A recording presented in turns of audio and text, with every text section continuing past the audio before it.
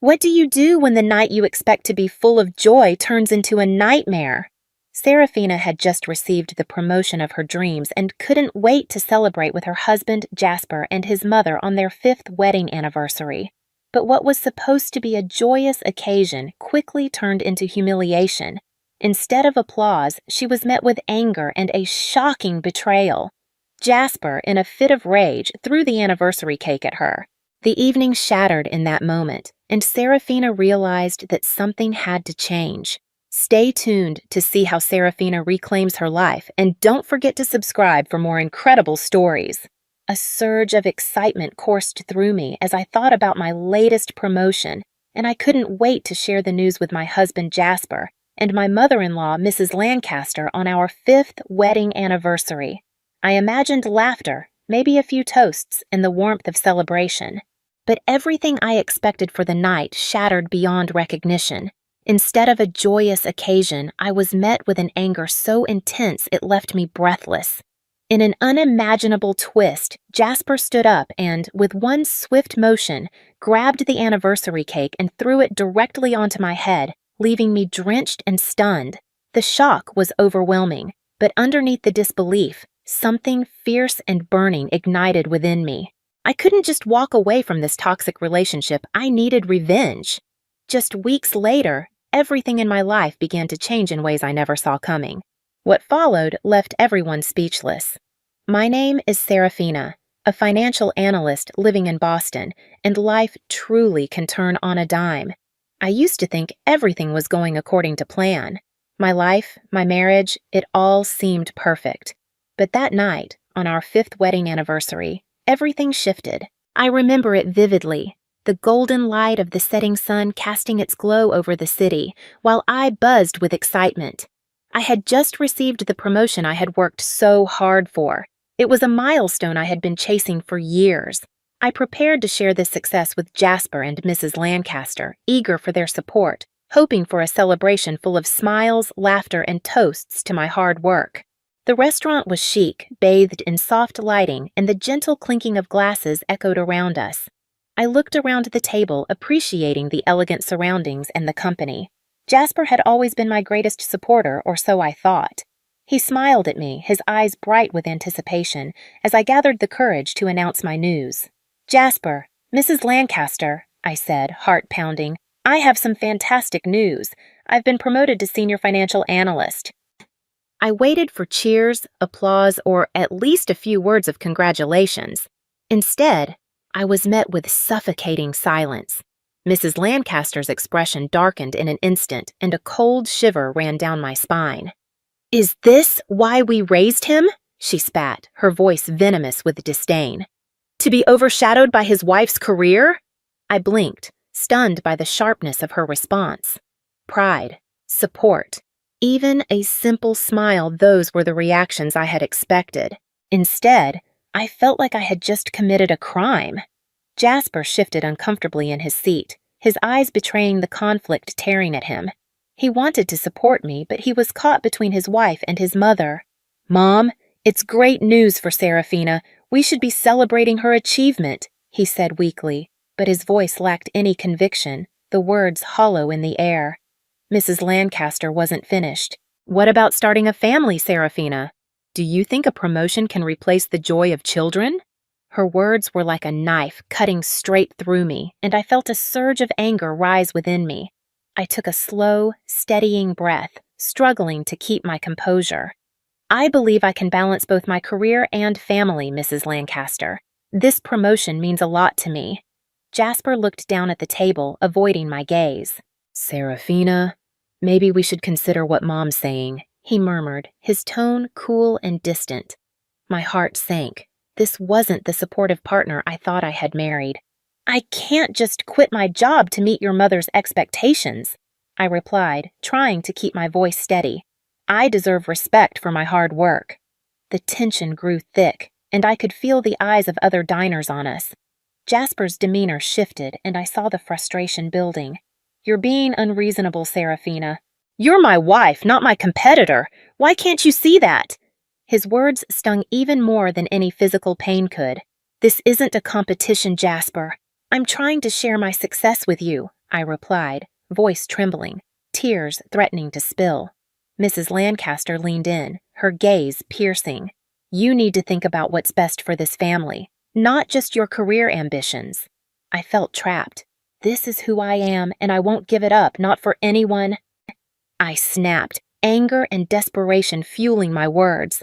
I was fighting for more than just my career. I was fighting for my identity. Jasper stood abruptly, his body tense. You just don't get it, do you? You're putting your career above everything else. Marriage is about sacrifice. In that instant, I saw his mother's influence twisting his perception of our marriage into something suffocating. I had always believed we were a team, but now I felt like a stranger in my own life. Sacrifice shouldn't mean losing yourself, I retorted, my cheeks burning. I deserve to have my dreams too. The argument reached its peak, and in a shocking moment, Jasper reached for the cake and, in a blind rage, threw it directly onto my head.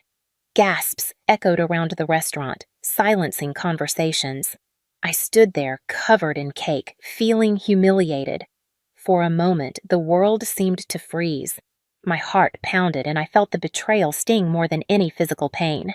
As I stood there, tears streaming, I realized this was a turning point. The trust I once had in Jasper crumbled. I pushed the cake off my face, heart racing, a surge of resolve rising within. I couldn't let this define me. I would reclaim my life. The evening had begun with excitement but ended in chaos. As I left the restaurant, a whirlwind of emotions coursed through me. Anger, fear, and a glimmer of hope. It was time for a change, and I was ready to face whatever lay ahead. As I stumbled out into the night, the cool air grounded me in reality. Humiliation washed over me, not just because of Jasper's actions, but because of how the entire evening unfolded. What should have been a celebration had turned into a nightmare. As I drove home, the events replayed in my mind, each moment sinking deeper, leaving me in disbelief. How had it come to this? The man I loved had thrown a cake at me, and his mother's influence had poisoned everything. I thought about the life we had built together, the dreams I once held close. Now I felt like a ship lost at sea, tossed around with no anchor, no direction. When I finally reached home, the silence hit me like a physical force.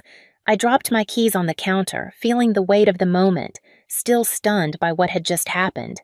The walls seemed to press in on me, and I could hear my own heartbeat thudding in my ears. I pulled out my phone, staring at the screen in disbelief. No messages from Jasper, no apologies, no concern, just an empty screen. I dialed my closest friend and colleague, Juniper. I needed someone to talk to, someone who could understand this crushing pain. After a few rings, she picked up. Serafina, is everything okay? Her voice was thick with worry. No, Juniper, it's not. You won't believe what just happened. My voice trembled, the words barely escaping. What happened? Are you all right? She pressed, concern rising in her tone. I took a deep breath, trying to steady myself. I announced my promotion at our anniversary dinner, and everything fell apart. Mrs. Lancaster lashed out, and then Jasper threw the cake at me. I whispered, still in shock, trying to process the cruelty of it. A long, heavy silence stretched between us. Oh my God, Serafina, are you hurt? She asked, her voice tight with alarm. I'm fine physically, but emotionally, I don't know. I feel like everything I believed about our marriage has shattered, I admitted, my voice breaking, the weight of the realization sinking in. Listen, you need to get out of that situation. You don't deserve to be treated like this, Juniper said firmly, her words a lifeline pulling me away from the brink of despair. I know, but it's complicated.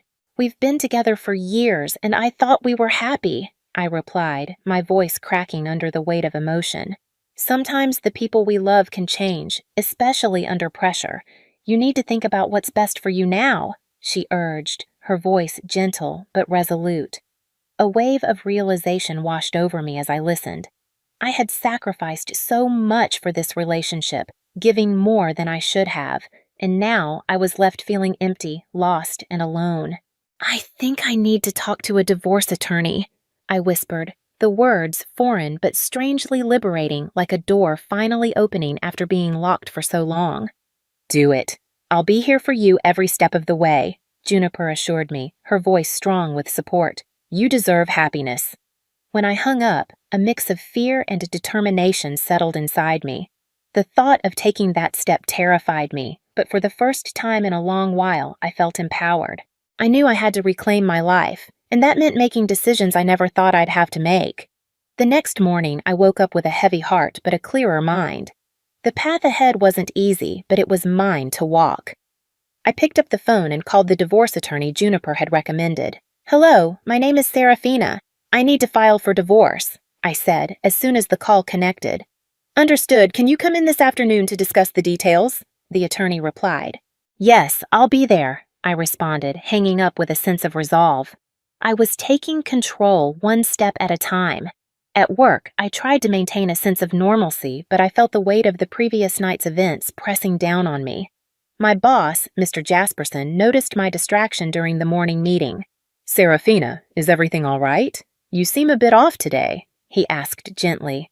"I'm dealing with some personal issues, but I'll manage," I replied, forcing a smile. "You know you can talk to me if you need to," he offered, his tone warm and understanding. "Thank you, Mr. Jasperson. I appreciate it," I said, feeling grateful for his support. It was comforting to know I had allies at work. Later that day, Juniper surprised me with lunch. "I thought you could use a break," she said, sliding into the chair across from me. "How did the meeting with the attorney go?" "I haven't gone yet," I admitted. "I'm nervous about what's next." "Just take it one day at a time. You're stronger than you think, Serafina," she encouraged. Her words sparked a tiny flame of hope. As the afternoon wore on, I lost myself in my work, trying to escape the emotional turmoil churning inside. I focused on numbers, spreadsheets, and analysis, anything to keep my mind occupied. Finally, it was time for my appointment with the attorney. I took a deep breath before stepping into the office, my heart pounding. The attorney, a poised, middle-aged woman named Meredith, greeted me with a warm smile. "Let's get started," Meredith said, her tone professional yet empathetic. "Tell me what's been going on." I poured out my story, detailing the emotional and mental struggles I had faced. As I spoke, a sense of empowerment grew within me. I wasn't just a victim anymore. I was taking action. "Serafina, it sounds like you've made the right choice for yourself. You deserve to be in a healthy, supportive environment," Meredith said, her words resonating deeply. After our meeting, I walked out of the office with a mix of anxiety and exhilaration, a cocktail of emotions that told me I had just taken a monumental step. I had begun reclaiming my life. The road ahead would be difficult, full of obstacles and unknowns, but I was ready to face it. I wasn't going to let someone else's expectations define me any longer. I would find my voice. I would discover my strength, and I would claim my freedom. The weeks that followed that anniversary dinner felt like a blur of emotions and relentless decisions. After my first meeting with Meredith, my divorce attorney, the reality of what lay ahead sank in. I was starting the excruciating process of disentangling my life from Jasper's. Every day was a tug of war between dread and hope, a constant battle between my fears and the fierce determination to reclaim my identity. At work, I threw myself into my projects, motivated by my recent promotion. It was more than just proving myself to others, it was about proving it to myself. Mr. Jasperson continued to check in on me, his concern unwavering. "Serafina, you're doing exceptional work. If you ever need to talk, I'm here," he said one afternoon. "Thank you, Mr. Jasperson. I truly appreciate your support," I replied, sincerity lacing my words. One evening, Juniper texted me, "Let's celebrate your new beginning. Drinks this weekend?" Her message brought a smile to my face. I needed an escape, a chance to feel like myself again. "Absolutely. I could use some fun," I texted back, excitement bubbling inside me.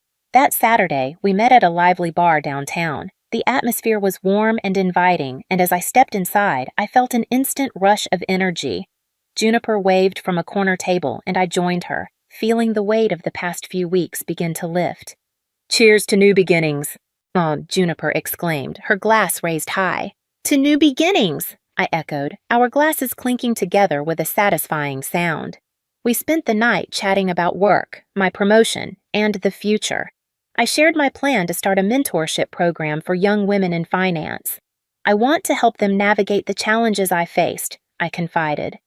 That's a brilliant idea. You'd be an amazing mentor, Juniper said, her encouragement wrapping around me like a warm blanket.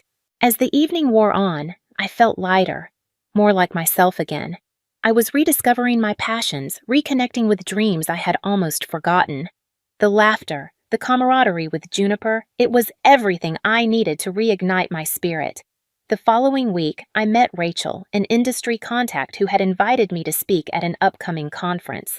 I'm so glad you decided to join us, Serafina. Your story can inspire so many, Rachel said as we settled into a cozy cafe. I hope so, I replied, my voice steady with newfound determination.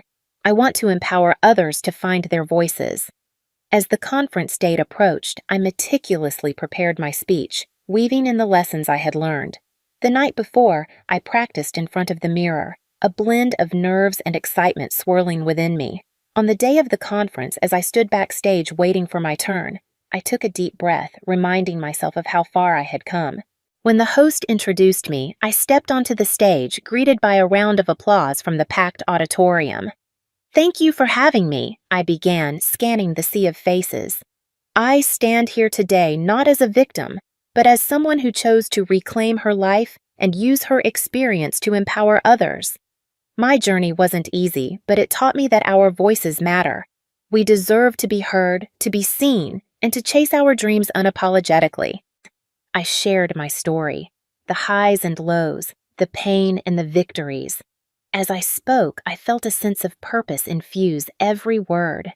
By the time I finished, the audience was on their feet, the applause echoing through the hall. Women approached me afterward, sharing their stories and thanking me for my honesty. I realized then that my pain had transformed into a source of strength, not just for myself, but for others as well. In the days following the event, I received messages from women across the country who had been moved by my speech. They wanted to join my mentorship program to learn how to navigate the professional world with confidence and resilience. My small initiative had blossomed into something much larger than I had ever anticipated. Even though I was thriving, Jasper's shadows still loomed. Occasionally, I'd see his name pop up in emails or hear through mutual friends that he was struggling to move on, but I remained steadfast. I had made my choice, and I wasn't going to look back. One evening, as I sat in my cozy apartment, reflecting on everything that had happened, a sense of peace washed over me. I was no longer defined by the hurt Jasper had caused. I had created something meaningful, not just for myself, but for others too. My life had purpose again, and I had found my voice. Months passed, and one day, I received an unexpected nomination. My program had been nominated for a prestigious award recognizing contributions to gender equality in the workplace. I was stunned, overwhelmed by the honor, and humbled beyond words. When the night of the award ceremony arrived, I found myself surrounded by colleagues and friends who had been my support system, including Juniper, who had stood by me through everything. The host called my name, and as I made my way to the stage, the applause enveloped me like a wave. I'm honored to receive this award, I said, gripping the microphone. But this isn't just my achievement. It's the achievement of every woman who has ever been told her dreams don't matter, that her voice doesn't count. We all deserve to be heard, and we all deserve to succeed. Tears blurred my vision as I spoke. This moment meant more than I could have ever imagined. I wasn't just Serafina anymore, the woman who had struggled to find her place.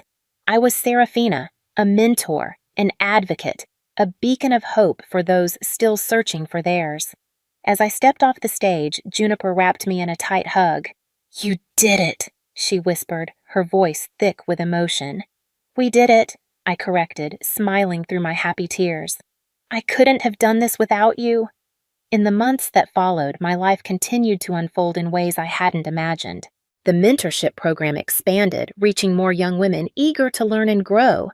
I traveled to cities, sharing my story, connecting with others who had faced similar struggles, and helping them realize they weren't alone. One day, after finishing a workshop in New York, I received an unexpected call. A major publishing company was interested in turning my story into a book. They believed my journey could inspire countless others, and they wanted to share it with a broader audience. I was speechless.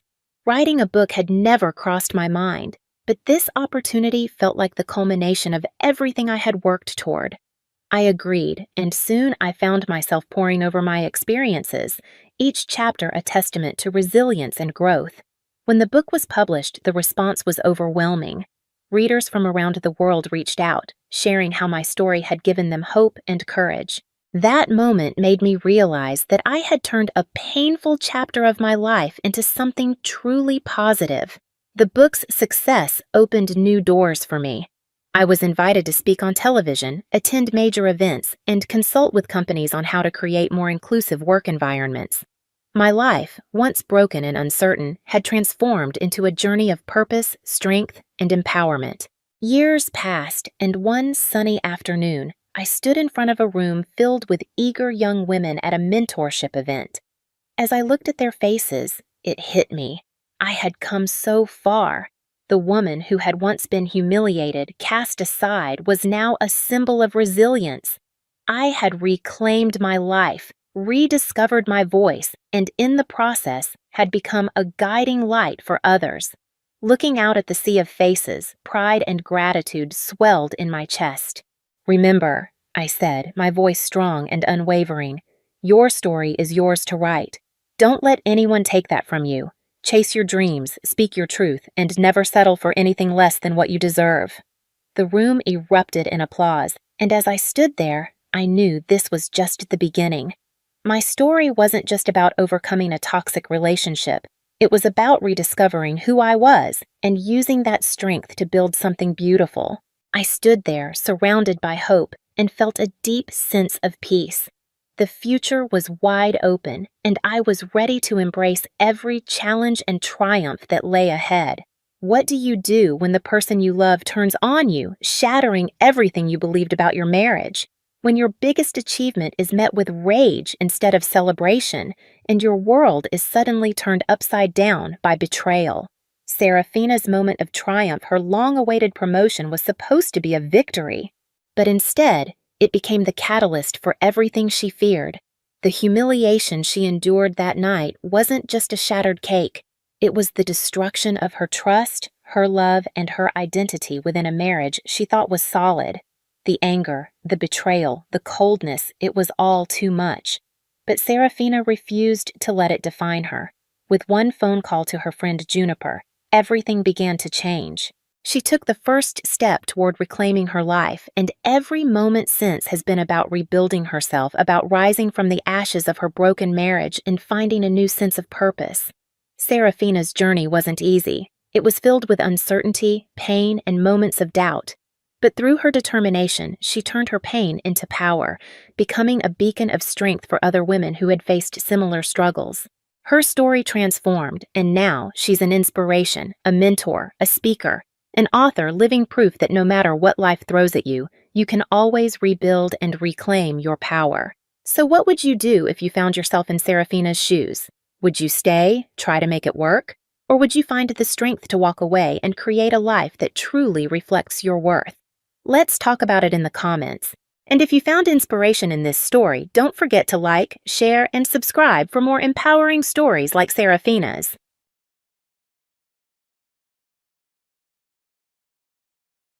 The attic was suffocating, its musty air thick with secrets. I wiped sweat from my brow, my hands trembling as I lifted the lid of an old trunk. Nestled among yellowed newspapers and faded photographs, a bundle of letters caught my eye. The handwriting was unfamiliar, delicate yet urgent. "Rachel, are you still up there?" Dominic's voice floated up from below. I hesitated, my fingers grazing the frayed edges of the envelopes. "Just a minute," I called back, my heart racing. Quickly, I stuffed the letters into my pocket and closed the trunk. As I descended the rickety ladder, Dominic appeared at the bottom, his brow furrowed. "What were you doing up there?" he asked, a hint of suspicion in his tone. I forced a smile. "Just looking for some old baby clothes. Thought we might be able to use them for Grace." Dominic's face softened. "Oh, right. Good idea." He glanced at his watch. "The boys will be home soon. I need to head out for a bit. Can you handle dinner?" I nodded, grateful for the distraction. Of course, go ahead. As soon as the front door closed behind him, I rushed to the kitchen and pulled out the letters with shaking hands. The return address bore the name Sarah Harper, Dominic's late wife. The first letter was dated 5 years ago, just months before Sarah's death. I began to read, my breath catching in my throat. Dear Lucy and Ian, I'm writing to you in desperation. Things have gotten worse, and I fear for the boys' safety. Dominic's temper is out of control, and his parents enable his behavior. Please, I need your help. The sound of the front door opening startled me. I quickly shoved the letters back into my pocket as Ethan, my 15-year-old stepson, walked into the kitchen. Hey, he mumbled, barely making eye contact. Hi, Ethan, I said, trying to keep my voice steady. How was school? He shrugged, heading for the fridge. Fine. I watched him, my mind reeling from what I'd just read. Was it possible? Had Dominic been abusive to Sarah? To the boys? Where's Dad? Ethan asked, breaking into my thoughts. He had to run out for a bit, I replied. He'll be back for dinner. Ethan nodded, then paused, studying my face. Are you okay? You look kind of pale. I forced another smile. I'm fine, just a little tired. Pregnancy, you know? His eyes flickered to my swollen belly, then back to my face. For a moment, I thought I saw a flicker of concern in his usually guarded expression. The front door opened again, and 12-year-old Max bounded in, all energy and smiles. Rachel, can we have pizza for dinner? I laughed, grateful for the distraction. Not tonight, buddy. How about spaghetti? As I busied myself with dinner preparations, my mind raced. What other secrets did those letters hold? And what was I going to do with this information? The sound of a car in the driveway made my stomach clench. Dominic was home. I heard his parents' voices as well. Beverly and Carl must have come for dinner. Rachel? Beverly's shrill voice called out. Where are you hiding? I took a deep breath, steeling myself for the evening ahead. As I turned to greet them, my hand unconsciously went to my pocket, feeling the weight of Sarah's letters against my hip. In the kitchen! I called back, my voice steadier than I felt. Whatever these letters revealed, I knew one thing for certain. Nothing in this family would ever be the same again. I stood in front of the bathroom mirror, my hands resting on my swollen belly. 6 months pregnant, and I still couldn't believe it. A mix of joy and anxiety swirled inside me, much like the baby kicking beneath my palms. Rachel? Max's voice called from the hallway. Can I come in? I opened the door to find my younger stepson, his face bright with excitement. Look what I made in art class, he thrust a clay figurine towards me. It's beautiful, Max, I said, admiring the misshapen but lovingly crafted sculpture. Is it for the baby? He nodded eagerly. Do you think she'll like it? She'll love it, I assured him, ruffling his hair. Max's acceptance had been a balm to my soul these past months, a stark contrast to Ethan's cold shoulder. As if summoned by my thoughts, Ethan appeared in the doorway, his face a mask of indifference. Dad wants to know if dinner's ready. I sighed, glancing at my watch. I'll be down in a minute. Can you set the table, please? Ethan shrugged and turned away without a word.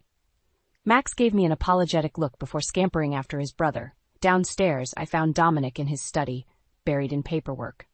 Honey, I said, knocking gently on the open door. Dinner's almost ready. He looked up, distracted. Oh, right. I'll be there in a sec. I hesitated, then plunged ahead. I was thinking, maybe we could tell the boys about the baby tonight? Dominic's brow furrowed. Are you sure that's a good idea? Ethan's still adjusting to everything. It's been over a year, Dominic, I said, frustration creeping into my voice. And I'm showing. We can't keep it a secret much longer. He sighed, rubbing his temples. Fine, we'll tell them after dinner. The meal was a tense affair, with Ethan pushing food around his plate and Max trying to fill the silence with chatter about school. As we cleared the dishes, Dominic cleared his throat. Boys, Rachel and I have some news, he began. Ethan's head snapped up, his eyes narrowing. Max looked between us, curiosity written across his face. We're going to have a baby, I said, my hand instinctively moving to my belly. You're going to have a little sister. Max's face lit up. Really? That's awesome. He jumped up to hug me, nearly knocking me off balance. Ethan, however, remained stone-faced. Congratulations, he said flatly, pushing back from the table. May I be excused? Ethan, wait, Dominic called, but the boy was already halfway up the stairs. I felt tears pricking at my eyes. I'll go talk to him, I said, but Dominic shook his head. Let him cool off. I'll handle it later. But later never seemed to come with Dominic. As the weeks passed, the tension in the house grew thicker. Ethan retreated further into himself, while Max's excitement about the baby only seemed to widen the rift between the brothers. One afternoon I found myself alone in the house, the weight of Sarah's letters heavy in my mind. I hadn't dared read more since that first day, but now, with silence pressing in around me, I couldn't resist. I retrieved the bundle from its hiding place and began to read. Sarah's words painted a picture of a family in crisis.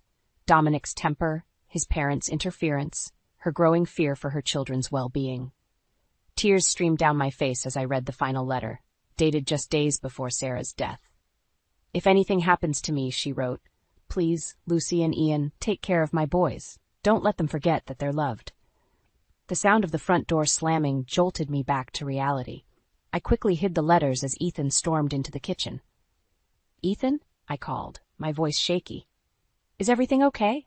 He whirled to face me, his eyes blazing with a mix of anger and pain I'd never seen before. Why do you care? He spat. You're not my mother. You're just the woman who's trying to replace her. His words hit me like a physical blow. As he stormed upstairs, I sank into a chair, one hand on my belly, the other clutching Sarah's letters. In that moment, I realized that the family I'd thought I was joining was built on a foundation of secrets and pain, and I was caught right in the middle of it all. The doorbell chimed, and my heart sank. Beverly and Carl were early as usual. I smoothed my dress over my 8-month belly and plastered on a smile. Rachel, darling! Beverly's saccharine voice grated on my nerves as she swept into the house. My, you're looking robust. I bit back a retort. Hello, Beverly. Carl, please, come in. Carl grunted, eyeing me critically. Where's Dominic? Still at work, I replied, leading them to the living room. He should be home soon. Beverly sked. Working so late with a baby on the way? I hope you're not putting too much pressure on him, Rachel. I clenched my jaw. Dominic makes his own choices. Of course he does, Beverly said, her tone dripping with condescension. Now, where are my grandsons? As if on cue, Max bounded down the stairs. Grandma! Grandpa! He hugged them both, then turned to me. Rachel, can I show them the nursery? Before I could answer, Beverly interjected. Oh, you've been helping with the nursery? How sweet. I'm sure Rachel appreciates any help she can get, being so inexperienced. I saw Max's face fall slightly. Actually, I said, forcing my voice to remain calm, Max has been a huge help. He's got quite an eye for design. Beverly's lips thinned. Well, isn't that lovely? Carl, why don't you go with Max? I'd like to have a little chat with Rachel. My stomach clenched as Carl and Max headed upstairs. Beverly turned to me, her eyes cold. Rachel, dear, we need to discuss your influence on this family. I steeled myself. What do you mean, Beverly? Well, she began, her voice sickly sweet, we've noticed some changes since you arrived. Ethan's become so withdrawn, and now Max is playing interior decorator. It's just not natural. Not natural? I echoed, disbelief coloring my tone. Dominic tells us you're encouraging the boys to express themselves, she continued. That's not how we raised Dominic. Men in this family are strong, not emotional. I felt my temper rising. And look how well that turned out. I snapped before I could stop myself. Beverly's eyes widened. I beg your pardon? The front door opened, saving me from having to respond. Dominic walked in, looking tired. Mom, what are you doing here? He asked, confusion evident in his voice. Beverly's demeanor changed instantly. Oh, honey, we just came to check on you all. We're worried about the stress you're under. Dominic's brow furrowed. What stress? Beverly glanced pointedly at my belly. Well, with the baby coming and Rachel clearly struggling to manage the household. I'm not struggling, I interjected, but Dominic was already nodding. It has been tough, he admitted, but we're managing. I stared at him, hurt and anger warring inside me. Dominic, can I speak with you in the kitchen? Once alone, I rounded on him. Why didn't you tell me your parents were coming? He shrugged. I forgot. What's the big deal? The big deal, I hissed, is that your mother just spent the last 10 minutes criticizing everything about our life. Dominic sighed. Rachel, you're overreacting. That's just how Mom is. And you just let her talk to me like that? I felt tears pricking at my eyes. Look, he said, his voice taking on an edge I'd never heard before. My parents are important to me. If you can't handle them, maybe you need to try harder. I stepped back, shocked. Try harder, Dominic. I've been trying since the day I moved in. But your parents hate me. Ethan can barely look at me, and you don't even see what's happening. What's happening, he growled, is that you're turning my family against me. The words hung in the air between us, heavy and final. I opened my mouth to respond, but a sharp pain in my abdomen made me gasp instead. Dominic's anger morphed into concern. Rachel? What's wrong? I clutched my belly, panic rising. I think the baby's coming. As Dominic rushed to call the hospital, I leaned against the counter, breathing heavily. Through the haze of pain, one thought crystallized in my mind. Something had to change, and soon. For my sake, for the boy's sake, and now, for my daughter's sake, too. The shrill cry of Grace pierced the early morning silence, jolting me awake. I stumbled out of bed, exhaustion weighing heavily on my bones. It had been 3 months since her dramatic arrival, and I felt like I hadn't slept since. As I cradled Grace, trying to soothe her, I caught sight of myself in the mirror. Dark circles under my eyes, hair a mess, and clothes that hadn't been changed in days. I barely recognized myself. Rachel? Dominic's voice called from downstairs. My parents are here. Can you come down? I froze, panic rising in my chest. Beverly and Carl were here? Now? I looked down at Grace, finally quiet, then back at my disheveled reflection. There was no time to make myself presentable. Descending the stairs, I could hear Beverly's voice, sharp and critical. Really, Dominic, the house is a mess. I thought Rachel was supposed to be taking care of things. I stepped into the living room, Grace in my arms. Good morning, I said, trying to keep my voice steady. Beverly's eyes widened as she took in my appearance. Oh my, she said, her tone dripping with disdain. Rachel, dear, you look, well, I suppose new motherhood isn't easy for everyone. I felt my cheeks burn with shame and anger. I'm doing my best, I said through gritted teeth. Carl grunted. Doesn't look like much of a best to me. I looked to Dominic, silently pleading for support, but he avoided my gaze. Mom, Dad, why don't we go out for breakfast? He suggested. Give Rachel some time to get things in order. The implication stung. As they left, I sank onto the couch, tears threatening to spill over. Grace began to fuss again, and I felt utterly overwhelmed. Suddenly, Ethan appeared in the doorway. His eyes darted between me and the baby, a mix of concern and uncertainty on his face. Are you okay? He asked hesitantly. I tried to smile, but it felt more like a grimace. I'm fine, Ethan, just tired. He shifted uncomfortably. I could hold her for a bit, if you want to shower or something. His offer caught me off guard. You'd do that? Ethan shrugged. Yeah, I guess. I mean, she is my sister. Gratitude washed over me as I carefully transferred Grace to Ethan's arms. As I headed upstairs, I heard him talking softly to her, and for a moment, hope flickered in my chest. But reality came crashing back when I returned to find Dominic and his parents had returned. Beverly was holding Grace, cooing at her while shooting pointed looks in my direction. There you are, Rachel, she said. We were just discussing how you might need some help. Perhaps a nanny? I bristled. We don't need a nanny. I can take care of my own child. Beverly's smile was cold. Of course, dear, but with the house in such a state and you looking so worn out, we're just concerned. We? I looked at Dominic, who shifted uncomfortably. Rachel, he began, his tone placating. Maybe Mom has a point. You have been struggling lately. The betrayal hit me like a physical blow. Struggling, Dominic, I've been doing everything, taking care of Grace, the boys, the house, while I what? Dominic's voice took on a dangerous edge. While I worked to support this family? The room fell silent, tension thick in the air. Even Beverly looked taken aback by Dominic's tone. In that moment, something inside me snapped. I thought of Sarah's letters, hidden away. I thought of Ethan's small act of kindness, and I thought of my daughter, who deserved better than this toxic environment. You know what? I said, my voice low and steady. You're right. I do need help, but not from a nanny, and certainly not from you. I turned to Ethan, who was watching the scene unfold with wide eyes. Ethan, can you take Grace upstairs, please? As Ethan left with the baby, I faced Dominic and his parents. This ends now, I declared. I'm done being the scapegoat for this family's problems. Either things change, or I'm leaving, and I'm taking my daughter with me. The shock on their faces would have been satisfying if I wasn't trembling inside. But as I stood there, chin held high, I knew I had reached a turning point. Whatever came next, I was ready to fight for myself and my children. All of them. The fluorescent lights of the office buzzed overhead, matching the constant thrum of anxiety in my chest. I stared at the computer screen, the words blurring before my eyes. My head pounded, a dull ache that had become my constant companion. "Rachel?" My colleague Sarah peered over the cubicle wall. "Are you okay? You look pale." I forced a smile. "I'm fine, just a bit tired. Grace had a rough night." Sarah's brow furrowed with concern. "You've been just tired for weeks now. Maybe you should see a doctor?" Before I could respond, my phone buzzed. A text from Dominic. "Mom and Dad coming for dinner. Don't forget to pick up Grace from daycare." My stomach churned. Another evening of criticism and tension. I closed my eyes, trying to steady my breathing. "Rachel?" Sarah's voice seemed distant. "Rachel, you're shaking."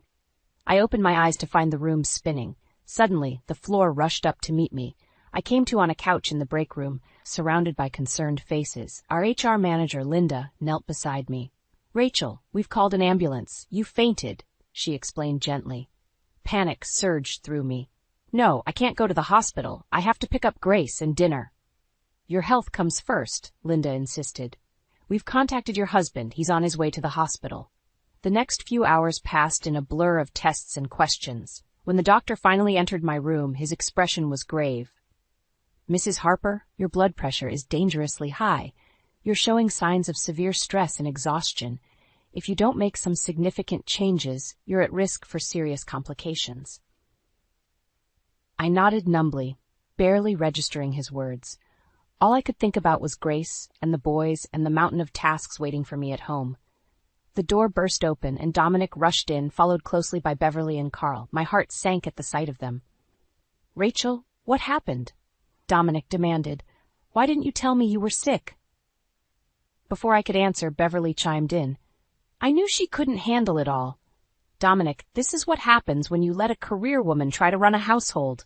Anger flared within me, cutting through the fog of exhaustion. "Excuse me?" Carl grunted. "Face it, girl. You bit off more than you could chew. It's time to admit you need help." I looked to Dominic, silently pleading for support, but he avoided my gaze.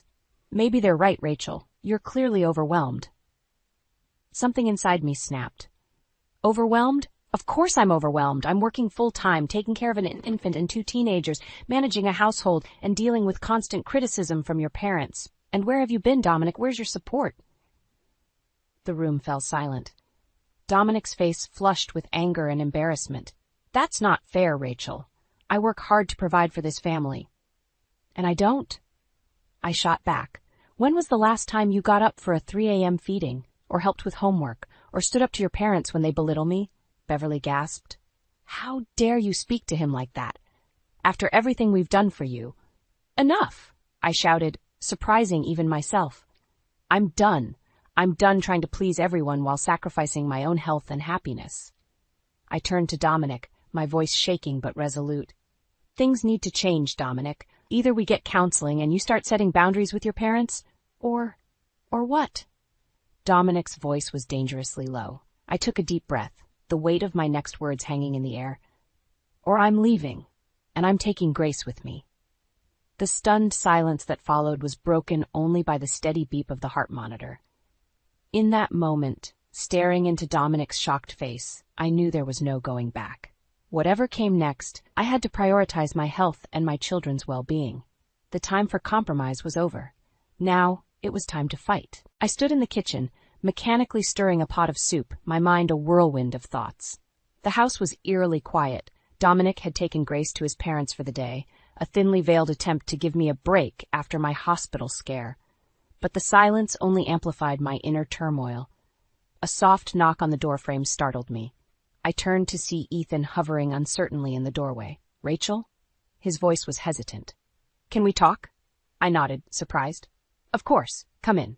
Ethan sat at the kitchen table, fidgeting with a folded piece of paper. I found something in Dad's study."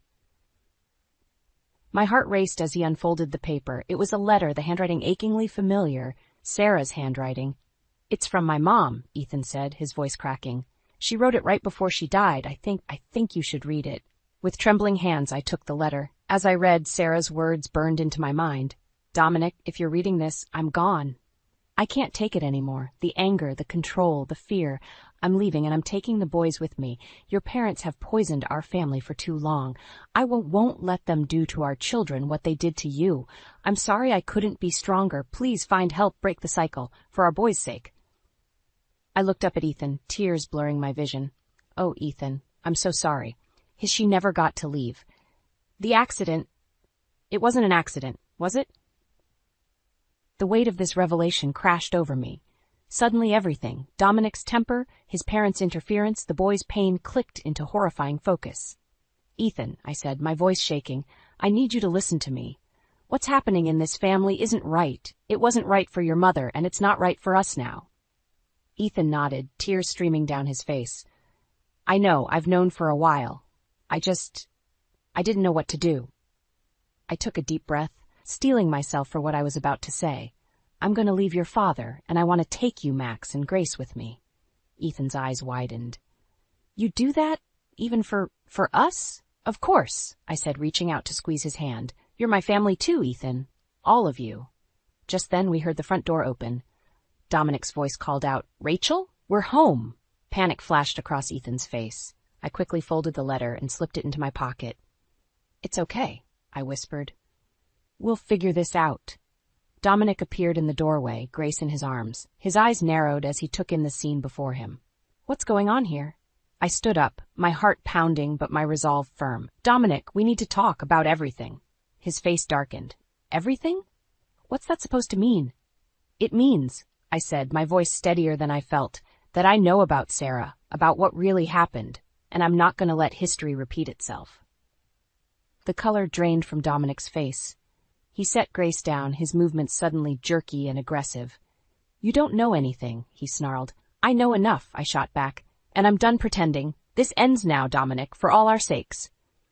Ethan stood up, moving to stand beside me. She's right, Dad. We can't keep living like this. Dominic's eyes darted between us, a cornered animal. You're turning my own son against me? He growled, taking a step forward. I instinctively pushed Ethan behind me, shielding him. No, Dominic, you did that all on your own. As Dominic advanced, rage contorting his features, I realized with crystal clarity that this was the moment everything would change. There was no going back now. Whatever came next, I had to be ready to fight. Not just for myself, but for all 4 children who were counting on me. With one hand reaching for Grace and the other holding Ethan's arm, I braced myself for the storm that was about to break. The words hung in the air, heavy and final. I want a divorce, Dominic. His face contorted with rage, a vein pulsing in his forehead. You what?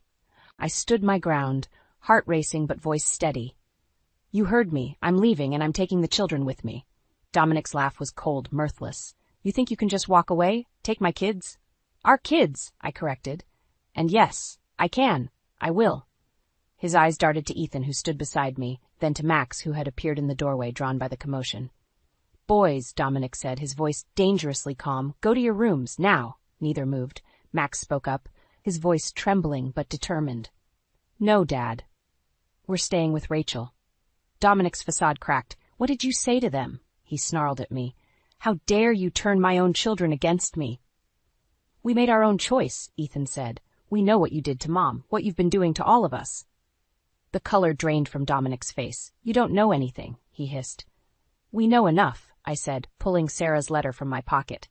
And so will the police if you try to stop us. Dominic lunged forward, but Ethan stepped between us. Don't touch her, he warned. For a moment, I saw a flicker of shock in Dominic's eyes, as if truly seeing his son for the first time. Then his expression hardened. Fine, he spat. Leave, but don't think this is over. As we hurried to pack essentials, my phone buzzed. A text from an unknown number. This is Lucy Miller. We need to talk. My heart skipped a beat. Ethan and Max's maternal grandparents, the ones Dominic had kept away for years. I quickly replied, arranging to meet them. Hours later, we sat in a quiet cafe, the boys reuniting tearfully with their grandparents. Lucy clutched my hand. Thank you, she whispered. We've been trying to reach them for so long. Ian's face was grim. We always suspected something was wrong, but Dominic kept us away, said we were a bad influence. He was the bad influence, Max said bitterly. Him and his parents. A chill ran down my spine. His parents, I repeated. Oh God, Beverly and Carl, they'll be furious when they find out. As if on cue, my phone exploded with notifications. Missed calls from Beverly, threatening texts from Carl, and a voicemail from Dominic that made my blood run cold. You think you've won? His voice slurred, clearly drunk. This isn't over. I'll take everything from you. The kids, the house, everything. You'll regret the day you crossed me, Rachel. I looked up at the concerned faces around me. We need to go, I said urgently. It's not safe here anymore. Lucy squeezed my hand. Come stay with us. We have plenty of room and Dominic doesn't know where we live. As we drove to Lucy and Ian's house, my mind raced. How had it come to this? Running from the man I once loved with 4 children depending on me? Ethan's voice broke into my thoughts. Rachel, are we going to be okay? I met his eyes in the rearview mirror, seeing the fear and hope battling there. I thought of Sarah's letter, of the years of abuse and manipulation, of the strength it took to break free. Yes, I said, my voice stronger than I felt. We're going to be okay. It won't be easy, but we're together now, and we're going to fight for the life we deserve. As we pulled up to Lucy and Ian's house, I saw Beverly and Carl's car parked across the street. My heart plummeted. How had they found us so quickly? Stay in the car? I told the children, my voice tight with fear. Lock the doors. I'll handle this. As I stepped out to face my in-laws, I knew this was it, the moment that would define our future. Everything was at stake, and I had to be ready for whatever came next. I stood on the porch, my heart pounding as Beverly and Carl approached. Behind me, I could hear Lucy and Ian ushering the children inside. Where do you think you're going with our grandchildren? Beverly's shrill voice cut through the air. I took a deep breath, steeling myself. They're safe, Beverly. That's all that matters. Carl's face reddened. You have no right to take them, Dominic. Dominic lost that right, I interrupted, my voice steady. And so did you. Just then, a car screeched to a halt behind them. Dominic stumbled out, his eyes wild with rage. You, he snarled, pointing at me. You've ruined everything. As he lurched towards me, Ethan burst out of the house, placing himself between us. Stop right there, Dad, he warned. Dominic froze, shock momentarily replacing anger. Ethan, what are you doing? Protecting my family, Ethan replied, his voice trembling but resolute. The way you never did. Beverly gasped. How dare you speak to your father that way? No, I said, stepping forward. How dare you all treat these children like possessions instead of people? How dare you continue the cycle of abuse that nearly destroyed Sarah? Carl's face paled. What are you talking about? I pulled out Sarah's letter, my hands shaking. I know everything. About Sarah's plan to leave, about the accident that wasn't an accident, and so do the police. As if on cue, sirens wailed in the distance, growing closer.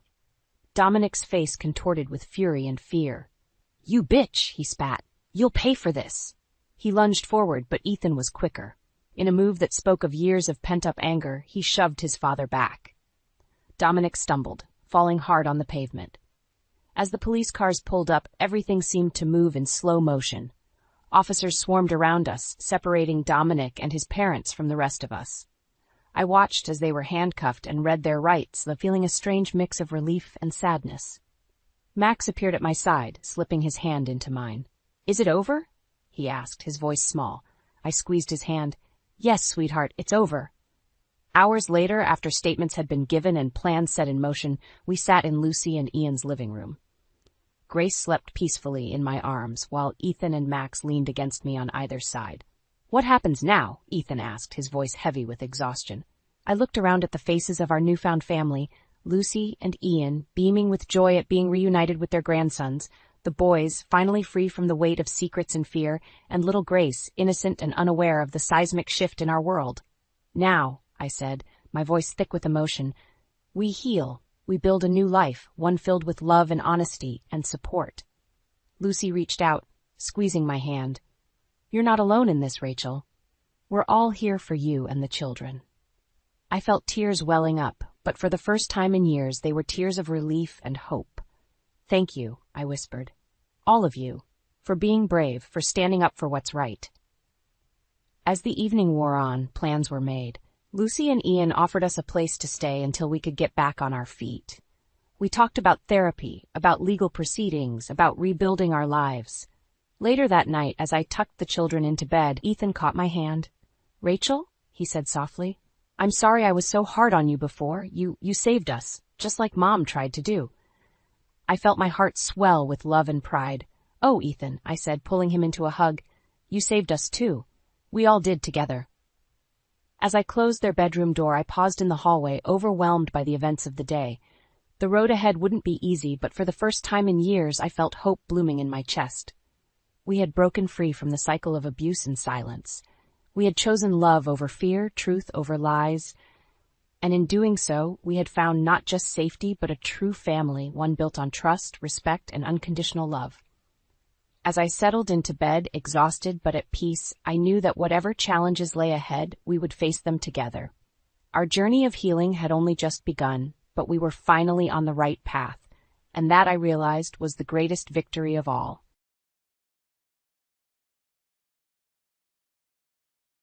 The shrill ring of my phone pierced the quiet of our bedroom, startling me awake. I fumbled for it in the dark, my heart racing as I saw Evan's name on the screen. He never called this late. Evan, what's wrong? I asked, my voice thick with sleep. Silence greeted me, then a muffled sound. Was he crying? Laura, I can't do this anymore, he finally said, his words slurred. I've met someone else. The world tilted beneath me. I gripped the phone tighter, willing myself to have misheard. What are you talking about? Where are you? I'm sorry, Laura. I should have told you sooner. I've been seeing her for months. My stomach lurched. Months? Who is she? It doesn't matter. I'm leaving you. I'll be by tomorrow to get my things. The line went dead. I sat there frozen as the reality of what just happened crashed over me in waves. Hours later, I was still sitting on the edge of the bed when sunlight began to filter through the curtains. The chirping of birds outside felt like a cruel joke. How could the world go on as if nothing had changed? A knock at the door jolted me from my daze. I stumbled downstairs, hoping against hope that it was all a bad dream and Evan would be there, ready to apologize for a drunken mistake. Instead, I found Anna on my doorstep, concern etched across her face.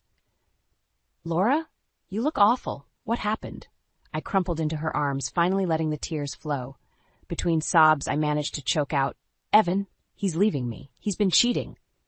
Anna guided me to the couch, her arm around my shoulders. Oh, honey, I'm so sorry. When did you find out? Last night. He called. He was drunk, said he'd be here today to get his things. Anna's eyes flashed with anger. That coward. He didn't even have the decency to tell you face to face. I shook my head, feeling hollow. I don't understand. We were trying for a baby. Everything seemed fine. Men, Anna spat. They can be real bastards sometimes. You deserve so much better, Laura. A car door slammed outside. My heart leapt to my throat as I saw Evan's SUV in the driveway. I can't face him, I whispered, panic rising. Anna, please. She squeezed my hand. I've got this. You go upstairs. I'll deal with him. I retreated to the bedroom, my sanctuary now tainted by last night's phone call. I could hear muffled voices downstairs, Anna's sharp and angry, Evan's low and defensive. Footsteps on the stairs. My breath caught as the door opened, revealing Evan. He looked terrible, unshaven, bloodshot eyes reeking of alcohol. Laura, he began, his voice rough. I'm sorry. I never meant for this to happen. Anger flared within me, burning away the numbness. Never meant for what to happen, Evan? For me to find out? How long have you been lying to me? He flinched. It's complicated. You wouldn't understand. Try me, I challenged, rising to face him. Explain how you could do this to us, to our marriage. Evan's face hardened. There is no us anymore, Laura. I'm in love with someone else. I'm moving out today. The finality in his voice was like a physical blow. I watched in stunned silence as he began throwing clothes into a suitcase. What about our plans? I asked, my voice barely above a whisper. The family we wanted to build? He paused, not meeting my eyes. Sometimes things don't work out the way we planned. You'll be better off without me. As he zipped up the suitcase, a wave of desperation washed over me. Evan, please, we can work this out. We can go to counseling. Take some time. He shook his head. It's too late for that. I'm sorry, Laura. I really am. With that, he was gone, leaving me alone with the shattered remains of the life we'd built together. I sank to the floor, surrounded by the echoes of broken promises and unanswered questions. Downstairs, I heard the front door close, followed by the roar of Evan's engine fading into the distance. Anna's soft footsteps approached, and I felt her arms wrap around me. It's going to be okay, she murmured. You're strong, Laura. You'll get through this. But as I sat there, my world crumbling around me, I wondered how I could possibly pick up the pieces of my shattered heart. The divorce papers lay on the coffee table, a stark reminder of how quickly life can change. I stared at them, my hand shaking as I reached for the pen. This wasn't how it was supposed to be. We were meant to grow old together, raise children, build a life. Now, all those dreams were crumbling before my eyes. A knock at the door startled me. Anna poked her head in, her eyes full of concern. "How are you holding up, sweetie?" I tried to smile, but it felt more like a grimace. "I'm fine, just processing." She sat beside me, wrapping an arm around my shoulders. "You don't have to be strong all the time, Laura. It's okay to fall apart sometimes." The dam broke. Tears streamed down my face as I leaned into her embrace. "I don't understand, Anna. Was I not enough? Did I do something wrong?" "No, honey, this is all on Evan. He's the one who broke his vows, not you."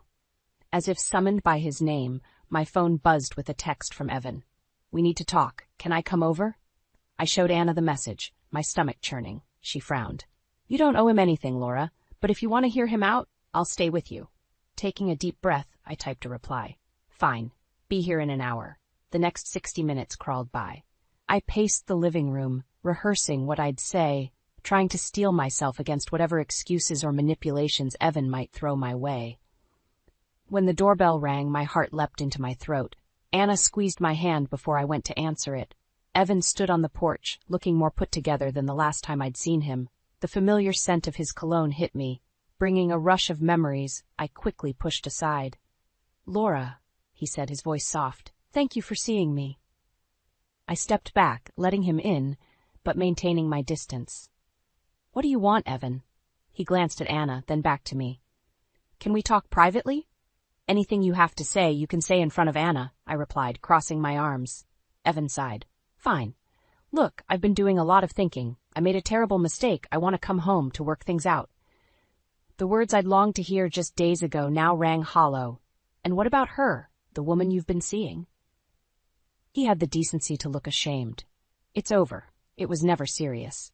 You're the one I want to be with, Laura. We can start over, maybe even try for that baby we always wanted." I felt the room spin. How dare he dangle our dream in front of me like this? Anna must have sensed my distress because she stepped forward, her voice sharp. "That's low, Evan. You can't just waltz back in here and expect everything to be forgiven." Evan's face hardened. "This doesn't concern you, Anna. It's between me and my wife." "Ex-wife," I corrected, finding my voice. "You made your choice, Evan. You don't get to change your mind now that your affair didn't work out." He reached for my hand, but I pulled away. "Please, Laura, I love you. We can get past this." For a moment, I wavered. The thought of reconciliation, of salvaging our marriage was tempting. But then I remembered the pain, the betrayal, the sleepless nights wondering what I'd done wrong. "No," I said, my voice stronger than I felt. "We can't. I deserve better than this, Evan. Better than you." His face clouded with anger. "You'll regret this, Laura. You're not getting any younger. Who else would want you?" Anna stepped between us. "That's enough. Get out, Evan, now." As the door slammed behind him, I collapsed onto the couch, my body shaking with sobs. Anna held me, murmuring words of comfort. "You did the right thing, Laura. I'm so proud of you." Through my tears, I nodded. It hurt. God, did it hurt, but for the first time since Evan's betrayal, I felt a glimmer of hope. Maybe, just maybe, I could rebuild my life without him. As night fell, I sat alone by the window, watching the stars emerge. The divorce papers still lay unsigned on the table, but I knew what I had to do. Tomorrow, I'd take the first step towards my new future, whatever that might hold. The doorbell rang, its cheerful chime a stark contrast to the dread pooling in my stomach. I knew who it was before I even opened the door. Claudia, my soon-to-be ex-mother-in-law, stood on the porch, her lips pressed into a thin line. "Laura," she said, her voice dripping with false sweetness. "We need to talk." I hesitated, then stepped aside to let her in. As she brushed past me, the scent of her expensive perfume filled the air, bringing back memories of tense family dinners and veiled criticisms. Claudia settled herself on the couch, eyeing the living room with barely concealed disdain. "I hear you're going through with this ridiculous divorce." "It's not ridiculous, Claudia," I said, fighting to keep my voice steady. "Evan made his choice." She waved her hand dismissively. Men stray, Laura. It's what they do. A good wife learns to look the other way. I felt my cheeks flush with anger. I deserve better than that. I deserve faithfulness and respect. Claudia's eyes narrowed. What you deserve is irrelevant. What matters is family. And you, my dear, have failed spectacularly at that. Her words hit me like a physical blow. I knew what was coming next, but it didn't make it any easier to hear. How long have you and Evan been trying for a baby? She continued, her voice sharp. 5 years, and not so much as a false positive. It's no wonder he looked elsewhere. Tears pricked at my eyes, but I refused to let them fall. That's not fair. We both wanted children. It wasn't just my... Oh, please, Claudia interrupted. We both know Evan is perfectly capable. The problem lies with you. I took a deep breath, trying to center myself. Infertility is complex, Claudia. It's not always about blame. She stood pacing the room like a caged tiger. Blame? Who's talking about blame? I'm talking about responsibility. Your responsibility to this family, to give Evan the children he deserves. The children he deserves, I repeated, incredulous. What about what I deserve? A faithful husband, a supportive family? Claudia whirled on me, her eyes flashing. You ungrateful little... She caught herself, smoothing her expression into one of concern. Laura, dear, I'm only thinking of your best interests. You're not getting any younger. Who else would want you? The echo of Evan's words from the other day sent a chill down my spine. I don't need anyone to want me, Claudia. I want myself. I choose myself. She laughed, a cold, brittle sound. Don't be naive. You'll die alone, surrounded by cats, while Evan moves on and has the family he's always wanted. Something inside me snapped. Years of pent-up frustration and hurt came pouring out. Get out, I said, my voice low and dangerous. Get out of my house right now. Claudia blinked, taken aback by my sudden ferocity. Now, Laura. No, I cut her off. I'm done listening to you. I'm done letting you make me feel small and inadequate. Evan's affair is not my fault. Our fertility struggles are not my fault. The only thing I'm guilty of is staying in this toxic situation for far too long. I strode to the front door, throwing it open. Leave, Claudia, and don't come back. For a moment, she stood there, shock written across her face. Then her features hardened. You'll regret this, Laura. When you're all alone, with nothing and no one, you'll wish you'd listened to me. As she stormed out, I slammed the door behind her, my whole body shaking. I leaned against it, sliding down to the floor as sobs racked my body. Minutes or hours later, I couldn't tell. I heard a key in the lock. Anna's worried face appeared as the door opened. Laura, oh honey? She knelt beside me, pulling me into a hug. What happened? Through hiccuping sobs, I recounted Claudia's visit. Anna's face grew stormy as I spoke. That witch, she muttered. Laura, look at me. She tilted my chin up, her eyes fierce. You are strong, you are worthy, and you are not alone. We're going to get through this together, okay? I nodded, clinging to her words like a lifeline. As the sun set outside, casting long shadows across the living room, I made a silent vow to myself. No more letting others define my worth. It was time to reclaim my life on my own terms. The law office of Jameson and Associates loomed before me, its glass facade reflecting the morning sun. I took a deep breath, smoothing my blouse and straightening my shoulders. This was it, the first step towards reclaiming my life. Anna squeezed my hand. You've got this, Laura. I'll be right here when you're done. I nodded, grateful for her unwavering support. As I pushed through the revolving doors, I felt a strange mix of terror and exhilaration. For the first time in years, I was taking control of my destiny. Laura Thompson? A smartly dressed woman approached me. I'm Melissa Jameson. Please, come this way. She led me to a sleek conference room, gesturing for me to take a seat. Before we begin, I want you to know that everything you say here is confidential. I'm here to protect your interests, Laura. I nodded, my mouth suddenly dry. Thank you. I'm not sure where to start. Melissa's eyes softened. Why don't you tell me about your marriage? When did things start to go wrong? For the next hour, I poured out my heart. The years of trying for a baby, the growing distance between Evan and me, the devastating revelation of his affair. Melissa listened intently, taking notes and occasionally asking for clarification. Laura, she said finally, her tone serious. Based on what you've told me, I believe we have a strong case for divorce. However, there's something else we need to discuss. My heart raced. What is it? She slid a folder across the table. Our investigators have uncovered some concerning financial activity in your joint accounts. With trembling hands, I opened the folder. Page after page of bank statements, transfers to unknown accounts, large withdrawals. My head spun as I tried to make sense of it all. "What does this mean?" I whispered. Melissa leaned forward. "It appears that Evan has been systematically moving money out of your shared accounts for months, possibly years." The room tilted. I gripped the edge of the table, fighting waves of nausea. How much? We're still calculating the total, but it's substantial. Hundreds of thousands, at least. A hysterical laugh bubbled up in my throat. "But that's impossible. We don't have that kind of money." Melissa's expression was grim. "I'm afraid you did, Laura. The question now is, where did it go?" As the implications sank in, a cold fury replaced my shock. All those years of scrimping and saving, putting off vacations, delaying home repairs, while Evan was secretly siphoning away our future. "What do we do now?" I asked, my voice barely above a whisper. "We fight," Melissa said firmly. "We'll file for divorce immediately and petition for a full financial disclosure. If Evan has hidden assets, we'll find them." I nodded, a strange calm settling over me. "Do it.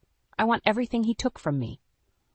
As I left the office, my mind reeled with everything I'd learned. Anna took one look at my face and pulled me into a fierce hug. "What happened in there?" she asked. I pulled back, meeting her concerned gaze. "Evan's been stealing from me, Anna, for years. Everything we worked for, it's gone." Her eyes widened in shock, then narrowed with anger. "That bastard. Laura, I'm so sorry." I shook my head, a newfound determination coursing through me. "Don't be. This changes everything. I'm not just fighting for my freedom anymore. I'm fighting for justice." As we walked to the car, I felt a shift inside me. The Laura who had walked into that office, scared, uncertain, was gone. In her place stood a woman ready to face whatever challenges lay ahead. "Anna," I said, pausing by the car door, "I need a favor." "Anything," she replied without hesitation. I met her gaze, my voice steady. "I need you to help me pack up the house. I'm not spending another night under the same roof as Evan's lies." Anna's face broke into a fierce grin. "Now that's the Laura I know. Let's go show that cheating thief what you're made of." As we drove away from the law office, I felt a weight lift from my shoulders. The road ahead would be hard, but for the first time in months I felt hope. This wasn't the end of my story. It was just the beginning. The courthouse loomed before me, its stone facade a silent witness to countless battles fought within its walls. Today it would bear witness to mine. I clutched my folder of documents, each page a testament to Evan's betrayal and deceit. Anna squeezed my arm. "You ready for this?" I nodded, steeling myself. "As ready as I'll ever be." We climbed the steps, the click of my heels echoing in the cavernous entrance hall. Melissa, my lawyer, met us at the courtroom door, her face a mask of professional calm. "Laura, remember what we discussed. Stay composed, no matter what Evan or his lawyer might say." I took a deep breath, nodding. As we entered the courtroom, I saw Evan for the first time in months. He sat beside his lawyer, looking polished and confident. Our eyes met, and for a moment I saw a flicker of something. Regret? Anger? Before his face hardened into a neutral mask, the judge entered, and we all rose. As the proceedings began, I felt a surreal detachment, as if I were watching someone else's life unravel on a movie screen. Evan's lawyer painted a picture of a troubled marriage, insinuating that my obsession with having a child had driven Evan away.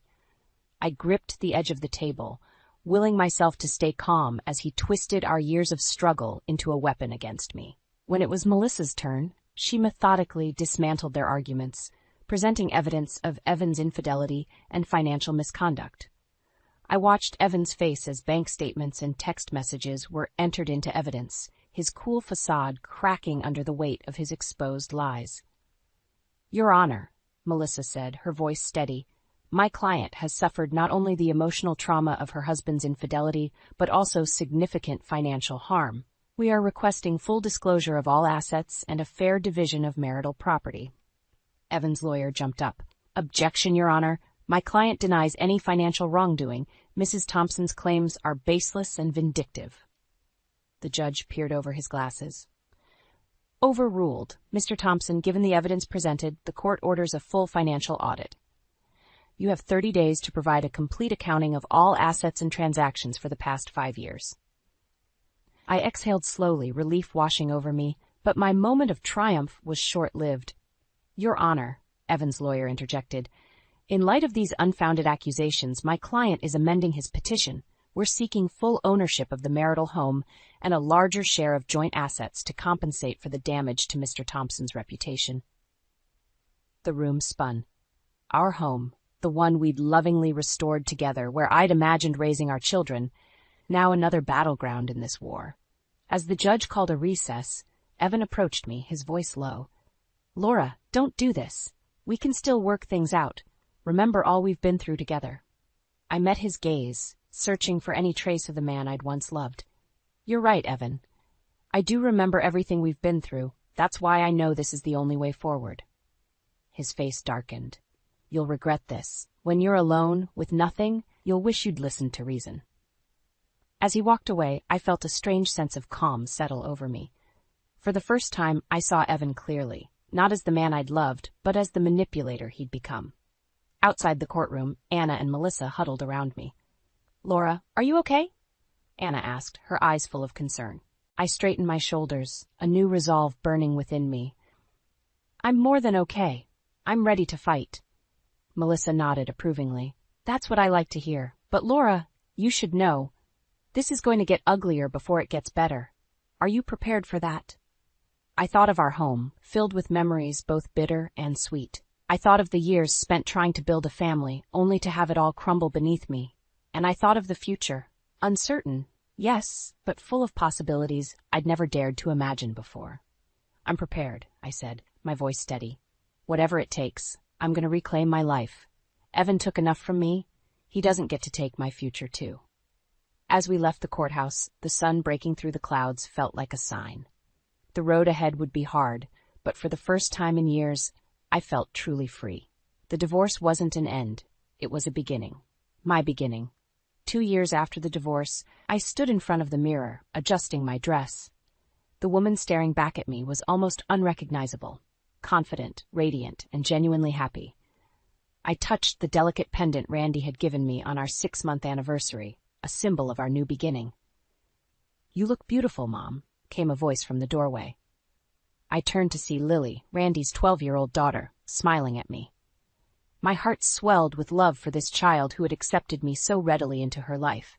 Thank you, sweetheart, I replied, reaching out to squeeze her hand. Are you ready for the party? She nodded enthusiastically. Dad's already downstairs, greeting the first guests. As we descended the stairs, the sound of laughter and conversation filled the air. Our home, a cozy townhouse we'd bought together, was full of friends and family, gathered to celebrate our first wedding anniversary. Randy's face lit up as he saw us. He crossed the room, planting a kiss on my cheek. There's my beautiful wife, he murmured. For a moment I was overwhelmed by the sheer joy of it all. After the pain and betrayal of my past, I'd found love again, a love built on trust, respect, and genuine partnership. The evening flowed with warmth and laughter. As I moved among our guests, I caught snippets of conversation, friends remarking on how happy Randy and I looked, how well Lily was doing in school, plans for summer vacations and future get-togethers. It was during a lull in the party that I felt it, a sudden wave of nausea that had me gripping the kitchen counter for support. Anna, ever observant, was at my side in an instant. Laura, are you okay? She asked, concern etched on her face. I nodded, taking deep breaths. I'm fine. Just a little dizzy. It's probably the champagne. But as the night wore on, the feeling persisted. By the time the last guest had left and we'd finished cleaning up, exhaustion hit me like a tidal wave. Randy noticed immediately. Honey, you look pale. Why don't you go lie down? I'll finish up here. I didn't argue, collapsing onto our bed fully clothed. As I drifted off to sleep, a nagging thought tugged at the edges of my consciousness, but I was too tired to grasp it. The next morning, I woke to find Randy already up, Lily's laughter drifting up from the kitchen. As I sat up, that same wave of nausea hit me. Suddenly, everything clicked into place. With trembling hands, I counted back the days since my last period. How had I not noticed? We'd been so careful, knowing the heartbreak I'd experienced before. I crept to the bathroom, thankful for the pregnancy test I'd kept hidden away, a remnant of my past life with Evan. The 3 minutes it took for the results felt like an eternity. When I finally looked down at the stick, my world tilted on its axis. 2 pink lines stared back at me, unmistakable and life-changing. Pregnant. After years of trying, of heartbreak and loss with Evan, here I was, expecting a child with Randy. Joy and terror warred within me. What if something went wrong? What if I couldn't carry to term? And how would Lily feel about a new sibling? I sank to the bathroom floor, overwhelmed by the magnitude of this moment.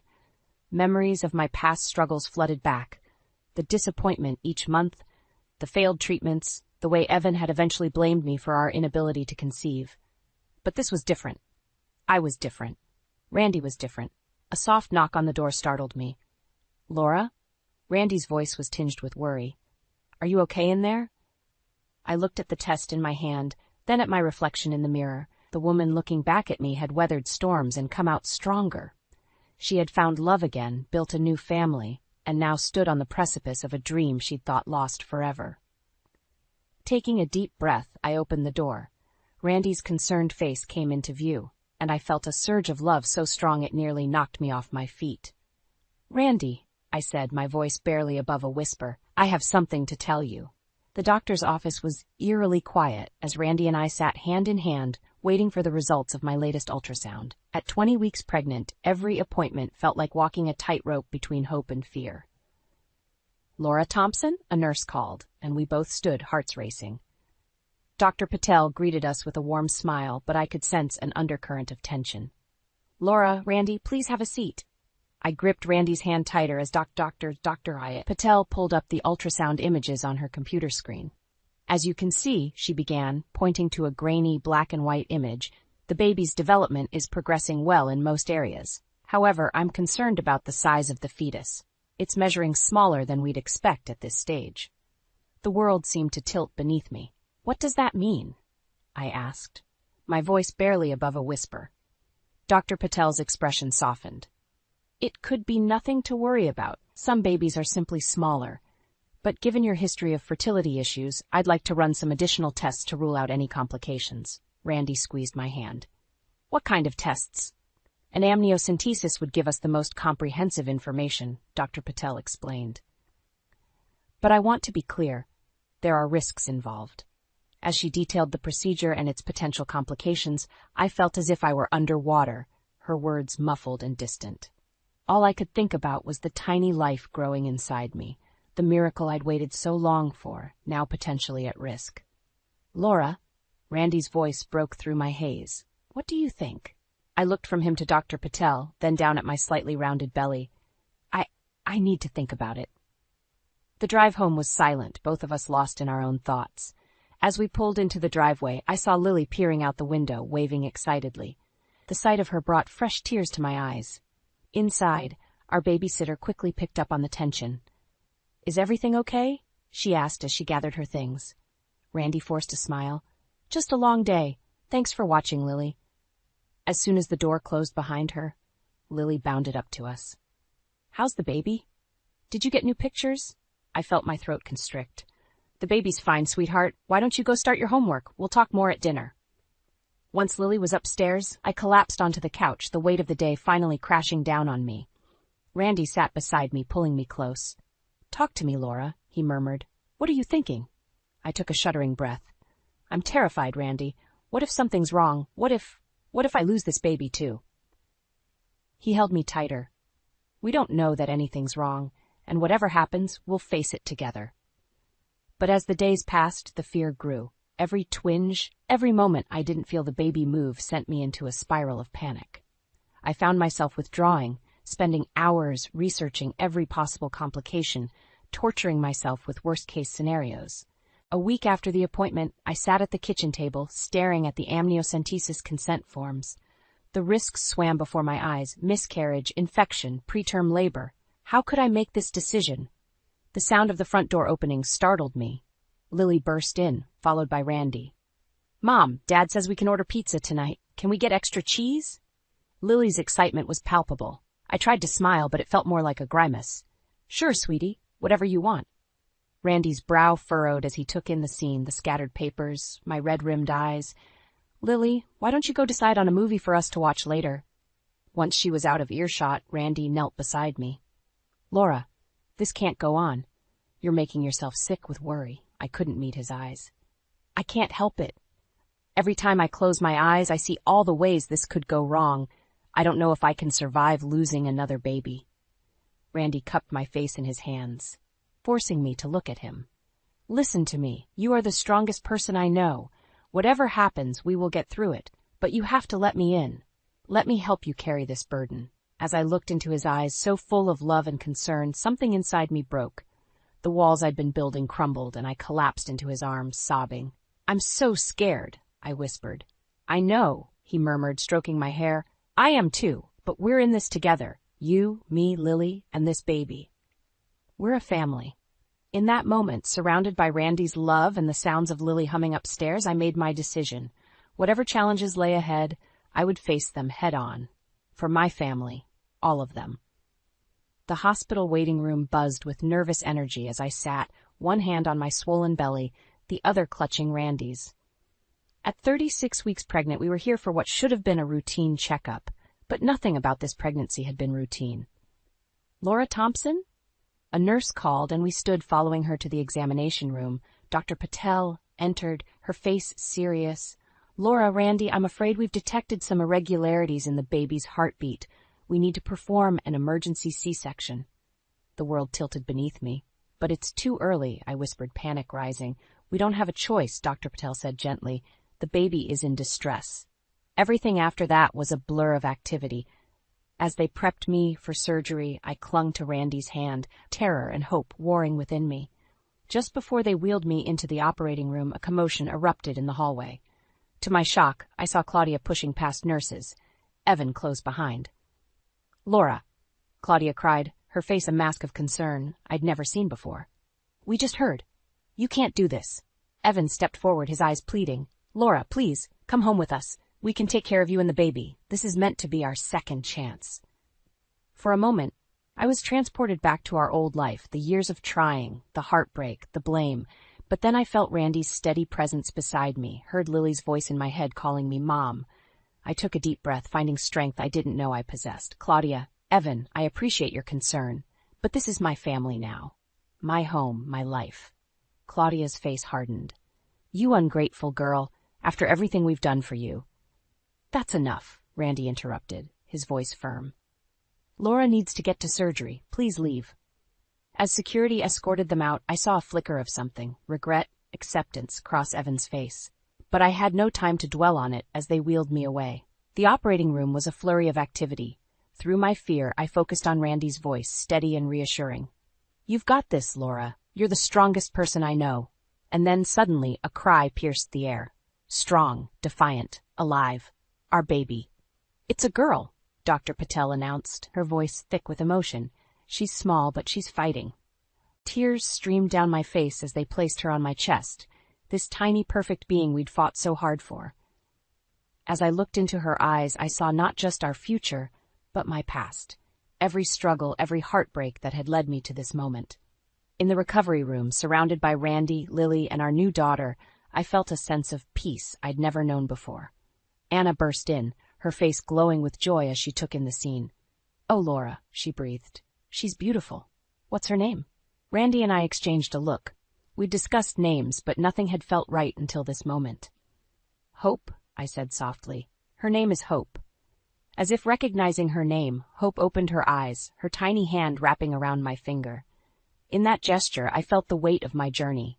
The pain of betrayal, the struggle to rebuild, the fear and joy of this pregnancy. But I also felt the strength I'd gained, the love I'd found, the family I'd built. A knock at the door drew our attention.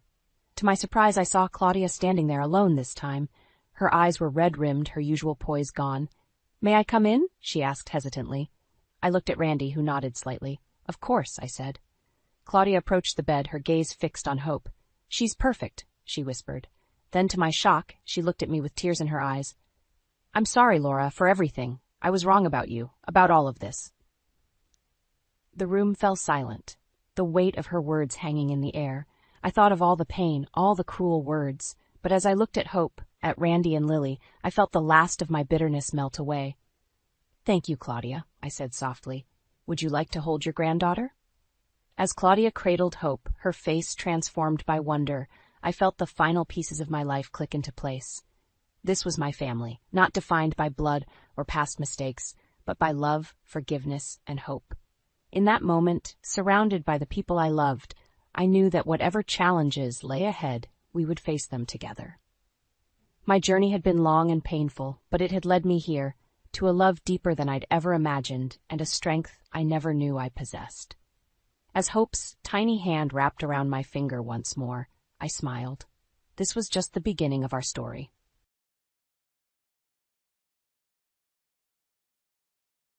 The box of chocolates sat on my nightstand, a silent reminder of another Valentine's Day spent alone.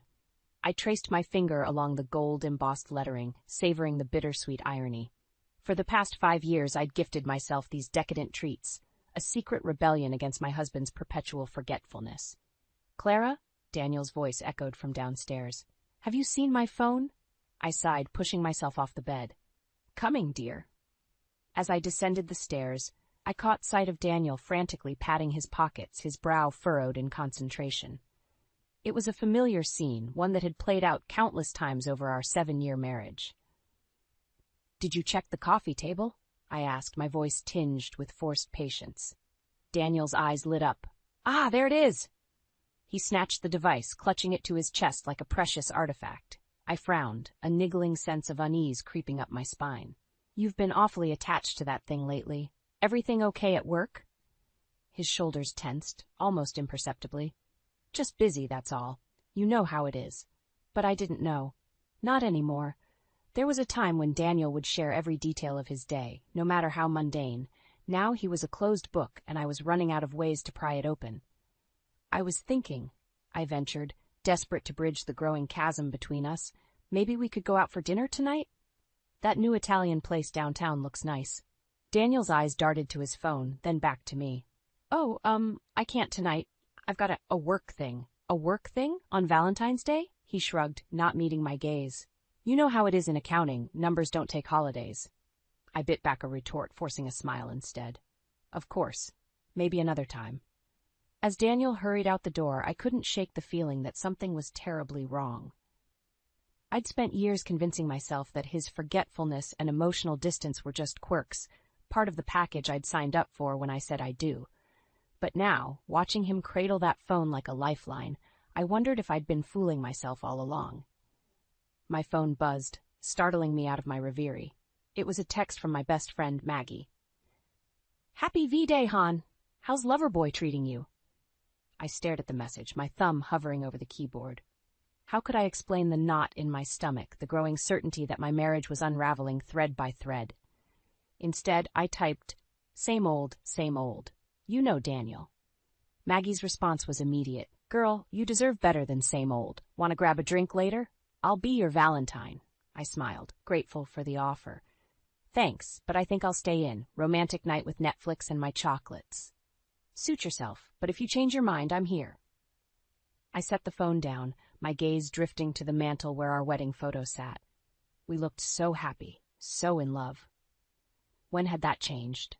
And more importantly, why hadn't I noticed? Determined to shake off my melancholy, I headed to the kitchen.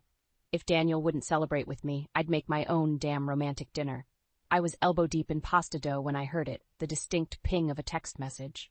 Wiping my hands, I reached for my phone, but it was silent. The sound had come from Daniel's phone, forgotten on the counter in his rush to leave. I shouldn't look. I knew I shouldn't. But as another ping echoed through the kitchen, my resolve crumbled. With trembling fingers, I picked up the device. The screen lit up, revealing a string of messages from someone named Audrey. My heart pounded as I read the words that would change everything. "Can't wait to see you tonight, baby. Happy 3-month anniversary." The phone slipped from my grasp, clattering to the floor. As I stood there surrounded by the remnants of my abandoned dinner plans, I realized that the life I thought I knew was nothing but a carefully constructed lie. And in that moment, as the weight of betrayal settled over me like a shroud, I made a decision. Daniel may have forgotten what day it was, but I wouldn't. This Valentine's Day would be one neither of us would ever forget. I couldn't sleep that night, my mind racing with questions and doubts. The image of those text messages burned behind my eyelids every time I closed them. When morning came, I was exhausted but determined to find answers. Daniel stumbled into the kitchen, bleary-eyed and disheveled. "Morning, honey," he mumbled, reaching for the coffee pot. I watched him carefully, searching for any sign of guilt or remorse. "Late night?" I asked, keeping my voice neutral. He nodded, not meeting my eyes. "Yeah, work's been crazy lately." "I bet," I muttered under my breath. As Daniel fumbled with his tie, I noticed his phone on the counter. My fingers itched to grab it, to search for more evidence of his betrayal. But before I could make a move, he snatched it up, shoving it into his pocket. "Gotta run," he said, planting a quick kiss on my cheek. "Don't wait up tonight. I might be late again." The door closed behind him, and I was left alone with my suspicions and a half-empty pot of coffee. I spent the day in a fog, going through the motions at work while my mind churned with possibilities. Was it just a fling? Had he fallen in love with this Audrey? And how long had it been going on? By the time I got home, I was a bundle of nerves. I paced the living room, rehearsing what I'd say when Daniel walked through the door, but as the hours ticked by, my anger gave way to worry. At midnight, I couldn't take it anymore. I dialed Daniel's number, my heart pounding with each ring. "Hello?" His voice was muffled, distant. "Daniel, where are you? It's past midnight." There was a pause, then a rustling sound. "Oh, Clara, I'm sorry I lost track of time. I'm still at the office." In the background, I heard a woman's laugh, quickly stifled. "Are you sure about that?" I asked, my voice trembling. "Of course," he said, too quickly. "Look, I've got to go. I'll see you in the morning." The line went dead, and I stared at the phone in disbelief. He hadn't even tried to hide it. I spent the rest of the night alternating between rage and despair. By morning, I had made up my mind. I wouldn't confront him yet. Not until I had irrefutable proof. When Daniel came home, looking rumpled and guilty, I pretended everything was fine. I smiled and nodded as he spun a tale about a late-night audit and computer problems. "You must be exhausted," I said, laying it on thick. "Why don't you go take a nap? I'll wake you for dinner." Relief flooded his face. "Thanks, honey. You're the best." As soon as I heard his snores from upstairs, I pounced on his briefcase. My hands shook as I rifled through papers and receipts. Nothing incriminating, but then my fingers brushed against something smooth and silky.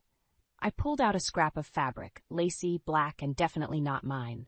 The lingerie tag was still attached, bearing yesterday's date. My vision blurred with tears as I clutched the damning evidence. How could he do this to me? To us? Just then, Daniel's phone buzzed on the coffee table. Without thinking, I grabbed it, my thumb hovering over the home button. This was my chance to know for sure. But did I really want to see what was on that screen? Could our marriage survive if I went down this rabbit hole? As if in answer, another message came through. The preview popped up, shattering any last shred of doubt. "Last night was amazing, baby. Can't wait for our weekend getaway. Audrey." I sank to the floor, the phone clutched to my chest. The Daniel I thought I knew was gone, replaced by a stranger who lied as easily as he breathed. Upstairs, I heard him stirring. In a few moments, he'd come down, ready to spin more lies. But this time, I'd be ready. With shaking hands, I opened his phone and started taking screenshots. If Daniel wanted to play games, fine. But he was about to learn that two could play, and I played to win. I woke up on the morning of our third wedding anniversary with a mix of hope and dread churning in my stomach. Despite everything, a part of me still clung to the belief that Daniel would remember, that he'd surprise me with flowers or a romantic gesture. I spent hours preparing a special dinner, Daniel's favorite pot roast, simmering in the slow cooker, filling the house with a savory aroma. I even bought a new dress, a deep burgundy number that hugged my curves in all the right places. As the sun began to set, I lit candles and uncorked a bottle of wine. The table was set, the mood perfect. All that was missing was my husband. 7 o'clock came and went. Then 8. By 9, the pot roast was dry, the candles had burned low, and my patience had worn thin. I called Daniel's cell, but it went straight to voicemail. "Hey, it's me," I said, trying to keep the hurt out of my voice. "Just wondering where you are. It's our anniversary, remember?" Midnight found me curled up on the couch, still in my new dress, clutching a nearly empty wine bottle. The sound of keys in the lock jolted me awake. Daniel stumbled in, his tie askew and his eyes unfocused. "Clara?" he slurred. What are you still doing up? I stood, swaying slightly. What am I doing up? What are you doing coming home at midnight on our anniversary? He blinked, confusion clouding his features. Anniversary? That's not until... His voice trailed off as realization dawned. Oh, God, Clara, I'm so sorry. I completely forgot. Clearly, I spat, the hurt and anger of the past few weeks bubbling to the surface. Too busy with your work things, right? Daniel stepped closer, and that's when I smelled it. A cloying, floral scent that most definitely wasn't mine. Is that perfume? I asked, my voice barely above a whisper. He paled, taking a step back. What? No, it's probably just from the office. You know how Susan overdoes it with the air freshener? Don't lie to me, Daniel, I said, my hands clenching into fists. I'm not stupid. I know something's going on. Clara, please, he pleaded. You're overreacting. I just had a few drinks with the guys after work. I lost track of time. That's all. I wanted to believe him. God, how I wanted to believe him. But the evidence was piling up, and I couldn't ignore it anymore. Then why have you been so secretive with your phone? I challenged. Why are you always working late? And don't tell me it's just work, because I know that's not true. Daniel's face hardened. Have you been spying on me? I shouldn't have to spy on my own husband, I shouted, tears stinging my eyes. You're supposed to be honest with me. You promised, remember, for better or for worse? He ran a hand through his hair, frustration evident in every line of his body. I don't want to do this now, Clara. I'm tired and you're clearly upset. Let's talk in the morning when we've both had some sleep. No, I said, planting myself between him and the stairs. We're going to talk about this now. I want the truth, Daniel. Are you having an affair? The silence that followed was deafening. Daniel's eyes darted around the room, looking anywhere but at me, and in that moment, I knew. The truth I'd been desperately trying to deny and I was written all over his face. Who is she? I whispered, my voice breaking. Daniel's shoulders slumped in defeat. Clara, I. But before he could finish, his phone buzzed in his pocket. Without thinking, he pulled it out, glancing at the screen. I caught a glimpse of the name before he could hide it. Audrey. It's her, isn't it? I said, a strange calm settling over me. Audrey, your little 3-month anniversary girl. Daniel's head snapped up, shock and guilt warring on his face. How did you? It doesn't matter. I cut him off. What matters is that you've been lying to me, cheating on me, and I want to know why. As I stood there facing the man I thought I knew, I realized our marriage would never be the same. The question was, did I even want to save it anymore? The morning after our anniversary disaster, I woke up with a pounding headache and a heart full of resolve. I'd spent the night on the couch, unable to bear the thought of lying next to Daniel. As I heard him stirring upstairs, I steeled myself for the confrontation to come. Daniel shuffled into the kitchen, looking as wrecked as I felt. Clara, he began, his voice hoarse. About last night? I held up a hand, silencing him. Save it, Daniel. I don't want to hear any more excuses or lies.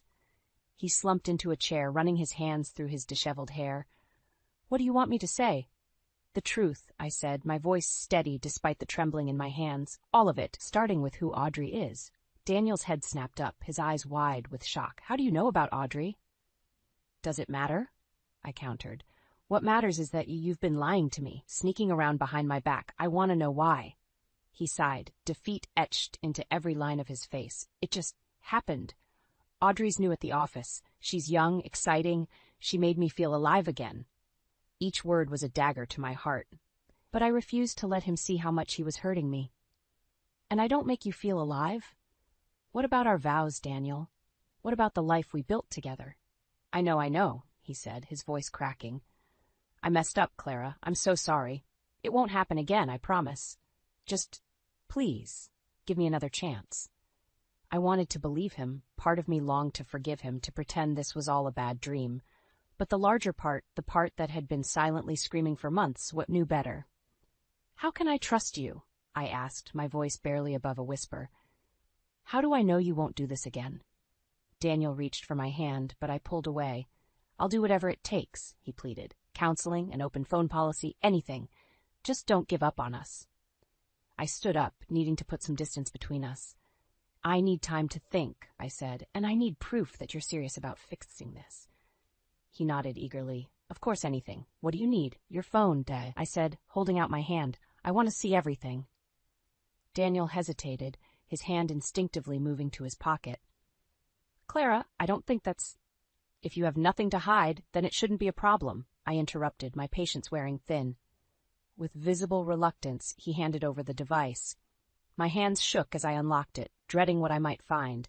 The evidence was there, plain as day. Hundreds of messages, each one more intimate than the last. Photos that made my stomach churn. Plans for romantic getaways, all while I sat at home, wondering where my husband was. 3 months, I said, my voice hollow. You've been lying to me for 3 months. Daniel started to speak, but I cut him off. Don't. There's nothing you can say to make this right. I scrolled through the messages, each one adding fuel to the fire of my anger and hurt. And then I saw it, a conversation from just this morning. Audrey, last night was amazing. When can I see you again? Daniel, soon, baby. I just need to figure out how to handle Clara. The phone slipped from my grasp, clattering to the floor. Daniel lunged for it, but I was faster. Handle me? I spat, fury coursing through my veins. Is that what I am to you now? A problem to be handled? Clara, please, Daniel begged. It's not what it looks like. I was going to end it with Audrey, I swear. But I was done listening to his lies. In that moment, I made a decision that would change everything. Get out, I said, my voice cold and firm. Pack a bag and get out of this house. I don't care where you go, but you can't stay here. Daniel's face crumpled. Clara, don't do this. We can work it out. I shook my head, a strange calm settling over me. No, Daniel, we can't. Not anymore. As I watched him trudge upstairs to pack, I realized this was just the beginning. The life I thought I knew was over, but a new chapter was about to begin, one where I would no longer be a victim of Daniel's lies and betrayal. The house felt eerily quiet after Daniel left. I wandered from room to room, my mind racing with questions and doubts. Had I made the right decision? Was this really the end of our marriage? I found myself in our bedroom, staring at the photos on the dresser, happy memories now tainted by betrayal. With trembling hands, I picked up Daniel's phone, which he'd left behind in his haste to leave. I knew I shouldn't, but I couldn't help myself. I had to know everything. For hours, I pored over every message, every photo, every scrap of evidence of Daniel's infidelity. Each discovery was like a knife to my heart, but I couldn't stop. I needed to understand the full extent of his betrayal. As night fell, I stumbled upon a conversation that made my blood run cold. Daniel, I can't wait for our anniversary dinner next week. Audrey, me too, baby. 3 whole months. Who would have thought? Daniel, it's been the best 3 months of my life. I love you, Audrey. I felt the air leave my lungs. Love? He loved her? The phone slipped from my grasp, clattering to the floor. In a daze, I made my way to the kitchen, pulling out a bottle of wine I'd been saving for a special occasion. As I poured a glass with shaking hands, my eyes fell on the calendar hanging on the fridge. There, circled in red, was next Friday's date. Exactly 3 months from when Daniel's behavior had first changed. The realization hit me like a punch to the gut. While I'd been planning our wedding anniversary dinner, Daniel had been planning a celebration of his affair. Fury coursed through my veins, replacing the hurt and confusion. How dare he? How dare they? Before I knew what I was doing, I found myself back at Daniel's phone, scrolling through his messages with renewed purpose. I wasn't just gathering evidence anymore. I was forming a plan. I discovered the name of the restaurant where they planned to have their anniversary dinner. It was an upscale place downtown, one Daniel and I had always talked about trying but never got around to. As I dug deeper, I uncovered more details about their relationship. Audrey was 24, barely out of college. She worked in Daniel's department, a new hire he'd been mentoring. They'd been meeting for lunch dates, stolen moments in the office, and weekend getaways disguised as business trips. Each new piece of information fueled my determination. I wouldn't let them get away with this. I wouldn't be the fool they clearly thought I was. With newfound resolve, I picked up my own phone and dialed a number. Maggie, it's Clara. I need your help. My best friend listened in shocked silence as I poured out the whole sordid tale. When I finished, there was a moment of quiet before she spoke. Oh, honey, I'm so sorry. What can I do? I took a deep breath, steeling myself for what I was about to say. I need you to help me crash their anniversary dinner. What? Maggie gasped. Clara, are you sure that's a good idea? No, I admitted, But I need to do this. I need to see it for myself, to confront them both. Will you help me? There was a pause, and for a moment I feared she'd refuse. But then, of course I will. What's the plan? Relief washed over me. I'm not sure yet, but I know I can't do this alone. Can you come over tomorrow? We can figure it out together. I'll be there first thing in the morning, Maggie promised. And Clara, we're going to get through this. You're stronger than you know. As I hung up the phone, I felt a strange mix of emotions, anger, hurt, fear, but also a glimmer of something else. Hope, maybe, or determination. Whatever it was, I knew one thing for certain. Next Friday night, Daniel and Audrey's perfect little world was going to come crashing down, and I would be there to watch it burn. I picked up Daniel's phone one last time, my fingers hovering over the keyboard. After a moment's hesitation, I typed out a message to Audrey. Can't wait for our anniversary, baby. I have a big surprise planned. I hit send, a grim smile playing on my lips. Oh, it would be a surprise, all right. Just not the one they were expecting. My heart pounded as I stepped into the dimly lit restaurant, Maggie close behind me. We'd spent the past week planning this moment, and now that it was here, I felt a mix of terror and exhilaration. Are you sure about this? Maggie whispered, squeezing my arm. I nodded, scanning the room. I have to do this. I need answers. And there they were, in a cozy corner booth. Daniel, looking more relaxed than I'd seen him in months, leaning in close to a young woman with cascading blonde hair. Audrey. That's them, I breathed, my legs suddenly feeling weak. Maggie steadied me. Remember the plan. You've got this, Clara. Taking a deep breath, I straightened my spine and strode towards their table, Maggie following discreetly behind. As I approached, I heard Audrey's tinkling laugh, saw Daniel's hand resting on hers. They were so engrossed in each other, they didn't notice me until I was right beside them. Well, isn't this cozy? I said, my voice surprisingly steady. Daniel's head snapped up, his face draining of color. Clara, what are you doing here? Audrey looked between us, confusion clouding her features. Daniel, who is this? I smiled, cold and sharp. I'm his wife, and you must be the woman he's been screwing behind my back for the past 3 months. The shock on Audrey's face would have been comical if the situation weren't so painful. Wife, you told me you were separated. Daniel stood abruptly, nearly knocking over his wine glass. Clara, please, let's not do this here. Why not? I challenged, my voice rising. Afraid of making a scene? Afraid people might find out what a lying, cheating bastard you are? Heads were turning now, curious diners watching the drama unfold. I didn't care. Let them watch. Let them see the truth. Audrey stood too, grabbing her purse. I can't believe this. You lied to me, Daniel, to both of us. Audrey, wait, Daniel pleaded, reaching for her arm. But she jerked away, her eyes flashing with anger. Don't touch me, she spat. You told me you loved me, that we had a future together. I laughed, a harsh, bitter sound. Oh, honey, he told me the same thing 7 years ago when he put this ring on my finger. Daniel's eyes darted between us, panic etched on his face. Please, both of you, can we just go somewhere private and talk about this? There's nothing to talk about, I said, my voice ice cold. You made your choice, Daniel. Now you get to live with the consequences. I turned to Audrey, who looked close to tears. He's all yours, sweetheart, but a word of advice, don't believe a word he says.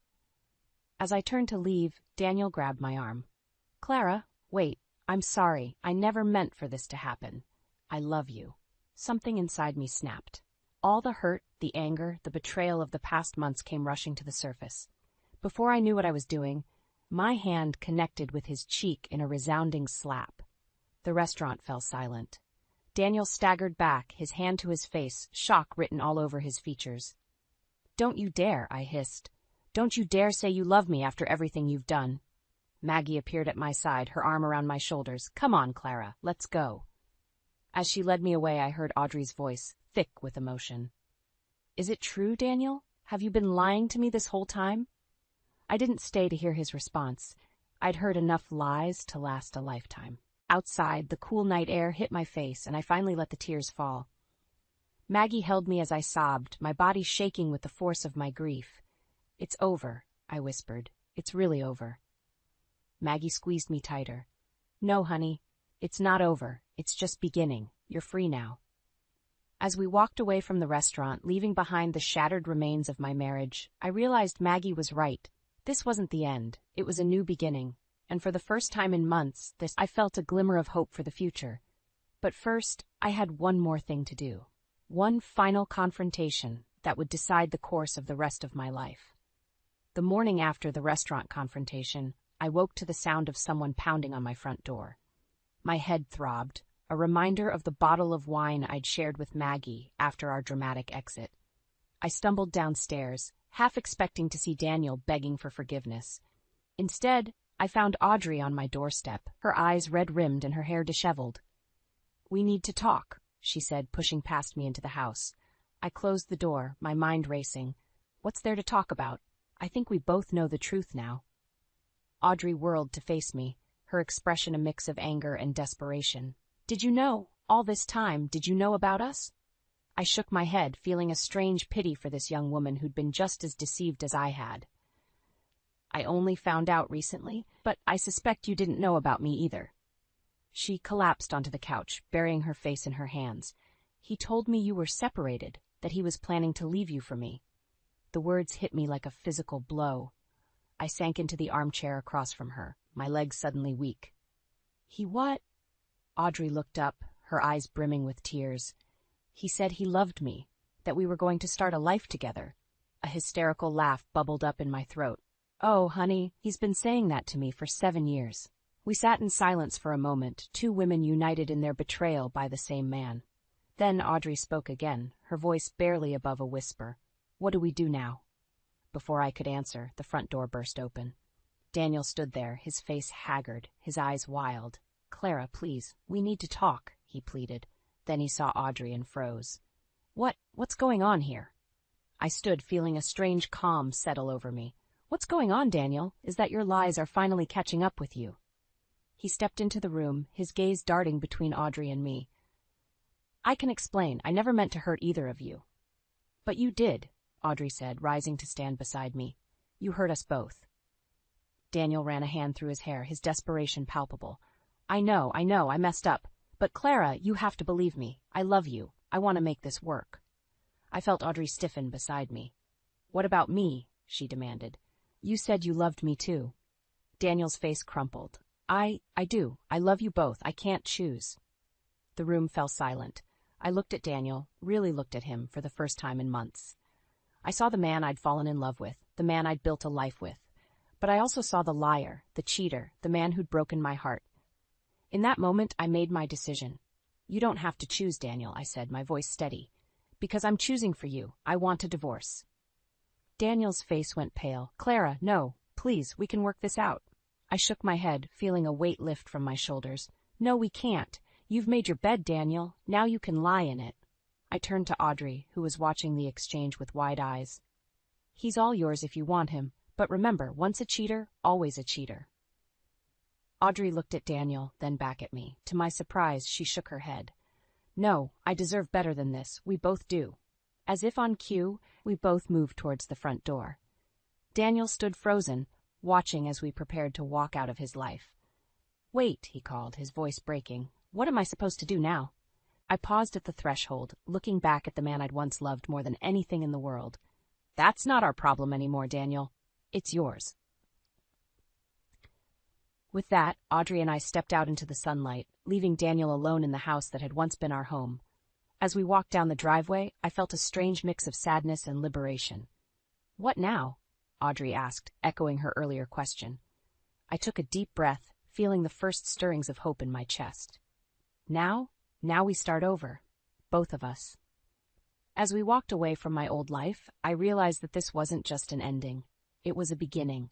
And for the first time in a long time, I was excited to see what the future held. 1 year after that fateful day when Audrey and I walked away from Daniel, I stood in front of the mirror, barely recognizing the woman staring back at me.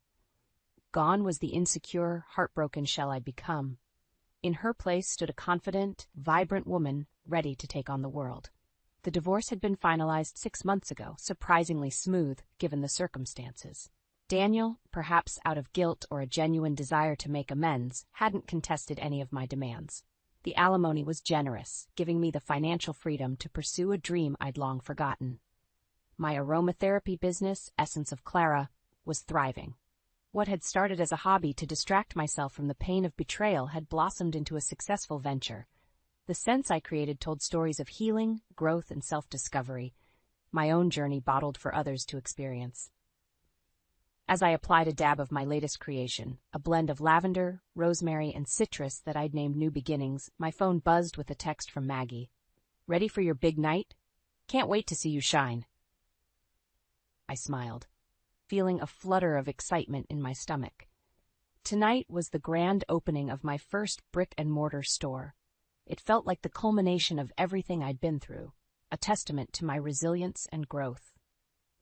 As I drove to the store, I couldn't help but reflect on the twists and turns that had led me here. The pain of Daniel's betrayal had been excruciating, but it had also been the catalyst for my transformation. In losing him, I'd found myself.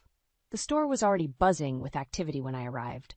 Friends, family, and loyal customers milled about, admiring the displays and sampling the products. Maggie rushed over, enveloping me in a warm hug. "Clara, this place is amazing. I'm so proud of you." I squeezed her back, feeling a lump form in my throat. "I couldn't have done it without you." As I made my way through the crowd, greeting guests and answering questions about my products, I caught sight of a familiar face. Audrey stood near the back, looking uncertain. Our eyes met, and after a moment's hesitation, I walked over to her. "I wasn't sure if I should come," she said, fidgeting with her purse strap, "but I wanted to see how you were doing."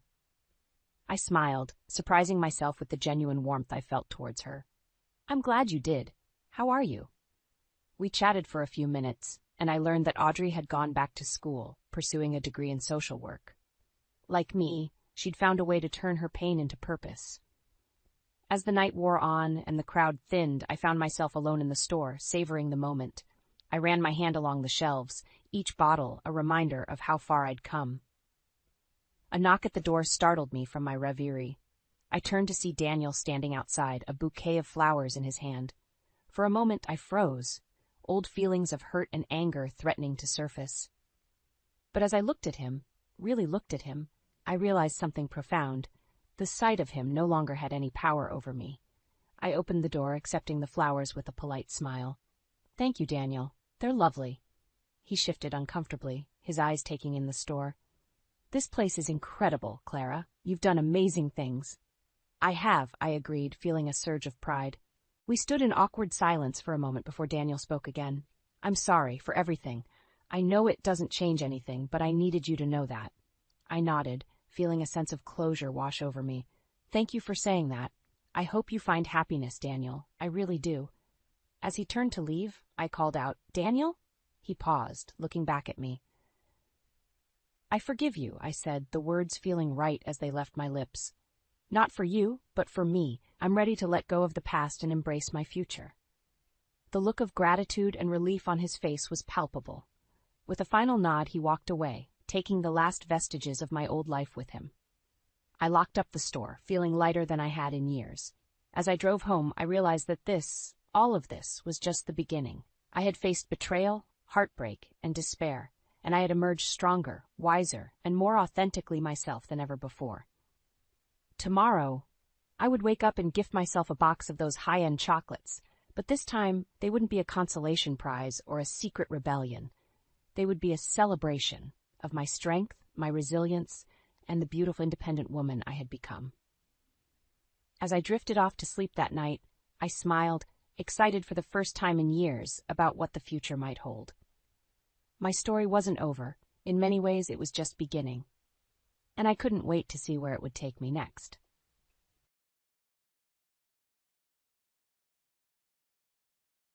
The pencil snapped between my fingers, and I stared at the broken halves, my frustration mirroring the splintered wood. I tossed them onto my cluttered desk and leaned back in my chair, rubbing my temples. The clock on the wall ticked relentlessly, reminding me of the looming deadline. "Helena!" Ethan's voice boomed from downstairs. "Where are you? Dinner's getting cold." I sighed, glancing at my unfinished storyboard. "Coming!" I called back, reluctantly pushing away from my desk. As I descended the stairs, the aroma of garlic and herbs wafted up, making my stomach growl. Ethan stood at the bottom, arms crossed, his expression a mix of annoyance and concern. "You've been up there for hours," he said, his tone clipped. I thought we agreed you'd take a break tonight. I forced a smile. I'm sorry, I lost track of time. The publisher wants to see progress on the new storyline, and The publisher this, the deadline that, Ethan interrupted, throwing his hands up. When was the last time we had a proper conversation that didn't revolve around your work? The word stung, but I bit back a retort. Let's just have dinner, okay? I'm starving. We sat at the table, the silence between us thick and uncomfortable. I picked at my food, my appetite suddenly gone. So, Ethan said, breaking the silence, any plans to rejoin the land of the living anytime soon? I set my fork down with a clatter. What's that supposed to mean? It means I'm tired of being married to a ghost, he snapped. You're either locked away in your office or zoned out thinking about your next project. We haven't been on a date in months, Helena. I'm working towards something important, I defended. This contract could change everything for us. Ethan's laugh was bitter. Us? There is no us anymore. It's just you and your precious graphic novels. The words hit me like a slap. I pushed back from the table, my chair scraping loudly against the floor. That's not fair, and you know it. Isn't it? Ethan challenged, rising to his feet. When was the last time you did anything around the house? The laundry's piling up, the fridge is empty, and I can't remember the last time we had sex. I felt my cheeks burn with anger and embarrassment. I didn't realize I was supposed to be your maid and your personal porn star. Ethan's eyes widened, then narrowed. That's not what I meant, and you know it. I just want my wife back. I'm right here, I shouted, gesturing wildly.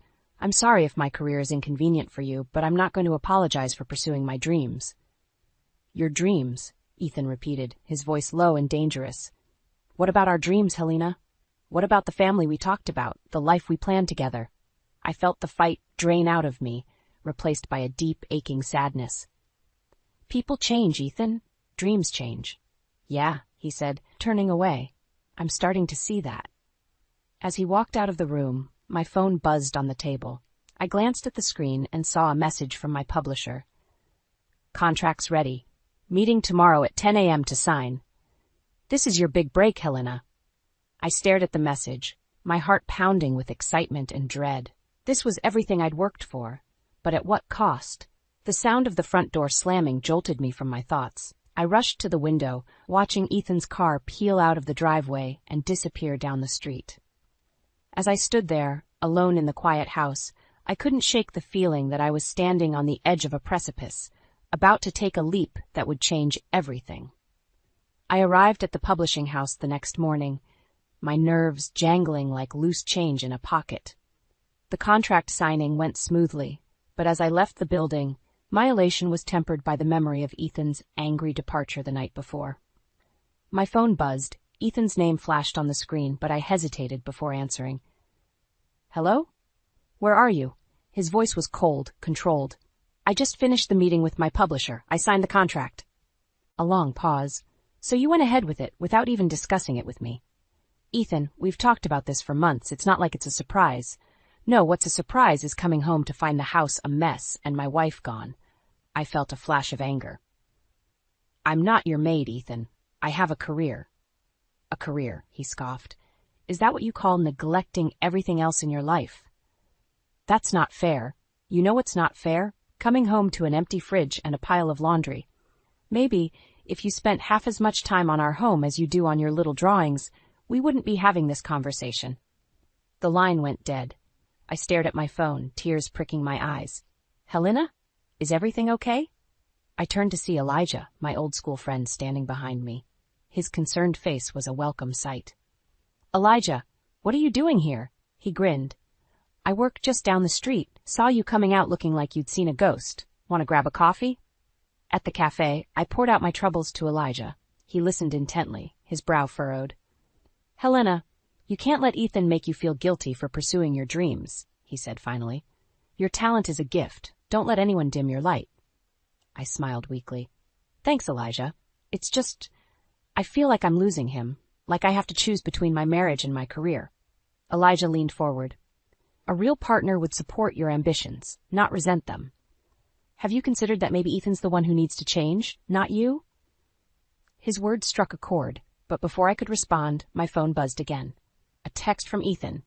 We need to talk. Be home by 6. I said goodbye to Elijah and headed home, my stomach in knots. When I arrived, Ethan was waiting in the living room, his face like thunder. "I've been thinking," he began without preamble. "This isn't working. Something has to change." "I agree," I said cautiously.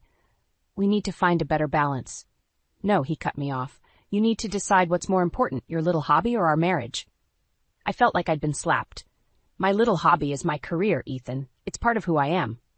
"And what about who we are?" he demanded. "What about the life we planned, the family we talked about?" "Plans change, Ethan. People grow." His laugh was bitter. "Grow apart, you mean? That's not what I'm done competing with your drawings for your attention," he interrupted. "Either you start acting like a proper wife, or—" He left the threat hanging, but its implication was clear. I felt a chill run down my spine. "Or what?" I whispered. Ethan's eyes were cold. "Or maybe it's time we both reconsider this marriage." The words hung in the air between us, heavy and final. I opened my mouth to respond, but no words came out.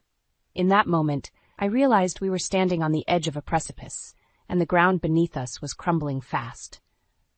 As I looked at Ethan, the man I had loved for so long, I couldn't help but wonder. Was this the beginning of the end, or just the end of the beginning? The days following Ethan's ultimatum were a blur of tension and unspoken accusations. We danced around each other like wary boxers, neither willing to throw the first punch. I buried myself in my work, using my art as a shield against the growing chasm between us. One evening, as I searched for a misplaced sketch in Ethan's home office, I stumbled upon something that made my blood run cold. Tucked away in his desk drawer was a stack of credit card bills, hidden beneath a pile of mundane paperwork. My hands trembled as I pulled them out, my eyes widening at the charges for luxury hotels I'd never heard of. "What are you doing?" I whirled around to find Ethan standing in the doorway, his face a mask of anger and... was that fear? "I was looking for a sketch," I said, my voice barely above a whisper. I held up the bills. "What are these, Ethan?" He crossed the room in 3 quick strides, snatching the papers from my hand. "Those are private. You had no right to go through my things." "Private?" I echoed, incredulous. "We're married, Ethan. Since when do we keep secrets?" His laugh was harsh, bitter. "That's rich coming from you. You've been keeping plenty of secrets lately, haven't you? Locking yourself away, choosing your work over me." I felt my temper flare. "My work isn't a secret, Ethan. It's my career, my passion. But this," I gestured to the bills he was clutching, "this looks like something else entirely." "You wouldn't understand," he muttered, turning away. "Then help me understand," I pleaded. "What's going on, Ethan? Who were you with at those hotels?" He spun back to face me, his eyes blazing. "Is that what you think? That I'm cheating on you?" "What am I supposed to think?" I shot back. "You've been distant, angry, and now these bills? Maybe if you paid half as much attention to our marriage as you do to your little comic books, you wouldn't have to ask these questions," he spat. The words stung, but I stood my ground. "Don't turn this around on me. I'm not the one with unexplained hotel stays on my credit card." Ethan's face contorted with rage. He slammed the bills down on the desk, making me flinch. "I don't have to explain myself to you, not when you've made it clear where your priorities lie." "My priorities?" I echoed, disbelieving. "You're the one who gave me an ultimatum, Ethan. You're the one who told me to choose between my career and our marriage." "Because I'm tired of being second best," he roared. "I'm tired of coming home to an empty house, of feeling like a stranger in my own marriage." We stood there, chests heaving, the air between us crackling with tension. In that moment, I saw a stranger standing before me, not the man I'd married. The realization hit me like a physical blow. "Who are you?" I whispered, more to myself than to him. Ethan's face softened for a moment, a flicker of the man I once knew shining through. But then the mask slammed back into place. "I could ask you the same thing," he said coldly. He brushed past me, pausing at the door. "I'm going out. Don't wait up." The front door slammed moments later, leaving me alone in the sudden silence. I sank into Ethan's chair, my mind reeling. The credit card bills lay scattered on the desk, each one a damning piece of evidence. As I sat there, surrounded by the remnants of our shattered trust, a chilling thought crept into my mind. What if I didn't really know Ethan at all? And more terrifyingly, what if I no longer recognized the person I'd become? The questions swirled in my head, unanswered and menacing. One thing was clear. Our marriage was balanced on a knife's edge, and I had a sinking feeling we were about to fall. The days after discovering the hotel bills were a haze of suspicion and doubt. I tried to focus on my work, but my mind kept drifting back to those damning pieces of paper. Ethan's behavior grew increasingly erratic, his mood swinging between cold indifference and explosive anger. One afternoon, I decided to confront him directly. I couldn't live with the uncertainty anymore. I found him in the kitchen, aggressively chopping vegetables for dinner. "Ethan, we need to talk about those bills," I said, my voice steadier than I felt. He slammed the knife down, making me jump. "I told you to drop it, Helena. It's none of your business." "None of my business?" I echoed, incredulous. "I'm your wife. If you're—" I couldn't bring myself to say the word cheating. Ethan's laugh was bitter. "Oh, now you remember you're my wife? Funny how that only matters when it suits you." Before I could respond, his phone buzzed. He glanced at it, his expression changing subtly. "I have to go out," he said abruptly, heading for the door. Something in his tone made me suspicious. "Where are you going?" "Work emergency," he muttered, not meeting my eyes. On impulse, I grabbed my keys. "I'll come with you." Ethan's face paled. "No, it's fine, I won't be long." But I was already following him out the door. He drove erratically, constantly checking his rearview mirror. I stayed a few cars behind, my heart pounding. He pulled into the parking lot of an upscale hotel. I watched, stunned, as a young woman with long blonde hair rushed out to meet him. They embraced, and my world shattered. I sat in my car, trembling, as they disappeared into the hotel. Tears blurred my vision, but I couldn't look away. An hour passed, then 2. Finally, they emerged, laughing and holding hands. As they reached Ethan's car, the woman, Angie, I would later learn, kissed him passionately. It was like a knife to my heart. I don't remember driving home. I was numb, moving on autopilot. When Ethan returned hours later, I was waiting. "How long?" I asked, my voice barely above a whisper. He froze, his eyes darting around the room. "Helena, I can explain." "How long?" I repeated, each word sharp as glass. Ethan's shoulders slumped. 6 months. He admitted. The truth hit me like a physical blow. 6 months, half a year of lies, of betrayal. "Why?" I choked out, his face contorted with anger. "Because she makes me feel wanted, Helena. She doesn't disappear into her work for days on end. She's there for me, really there." "So this is my fault?" I asked, incredulous. "You're never here," he shouted. "You're always working, always with your head in the clouds. I needed someone who saw me, who put me first." His words stung, but a part of me recognized the truth in them. Had I really been so absent? "I put you first by supporting us while you chased your dreams," I said quietly. "I put you first by believing in you, even when you didn't believe in yourself." Ethan's face softened for a moment, then hardened again. "It's not enough, Helena. I need more. I need a real wife, not just a roommate who occasionally remembers I exist." The words hung in the air between us, heavy with finality. "What do you want from me, Ethan?" I asked, my voice hollow. His eyes met mine, cold and determined. "I want you to quit, give up this graphic novel nonsense and be the wife I need. Or—" He left the ultimatum unspoken, but I heard it loud and clear. My career or my marriage. My passion or my partner. As I stood there facing the man I thought I knew, I realized I was at a crossroads.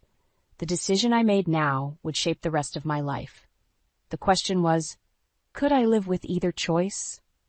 The days following Ethan's ultimatum were a blur of tears and sleepless nights. I threw myself into my work, desperately trying to ignore the gaping wound in my heart.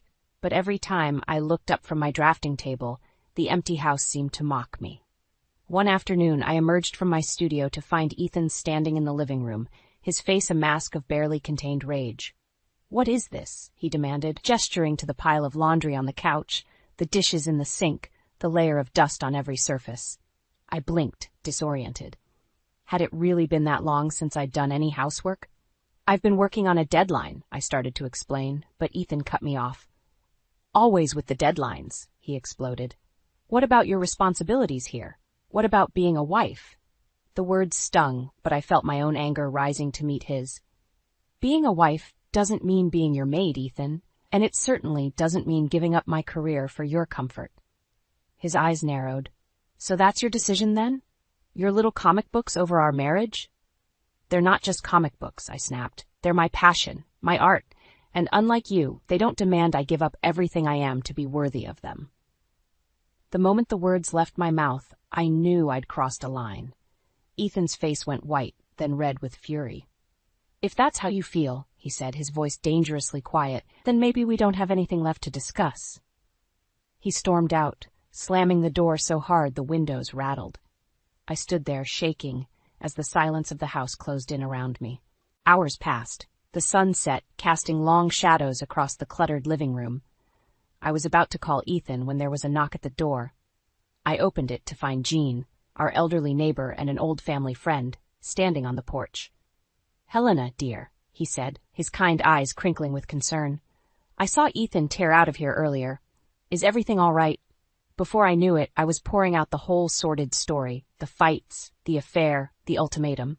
Jean listened patiently, his weathered face growing more troubled with each revelation.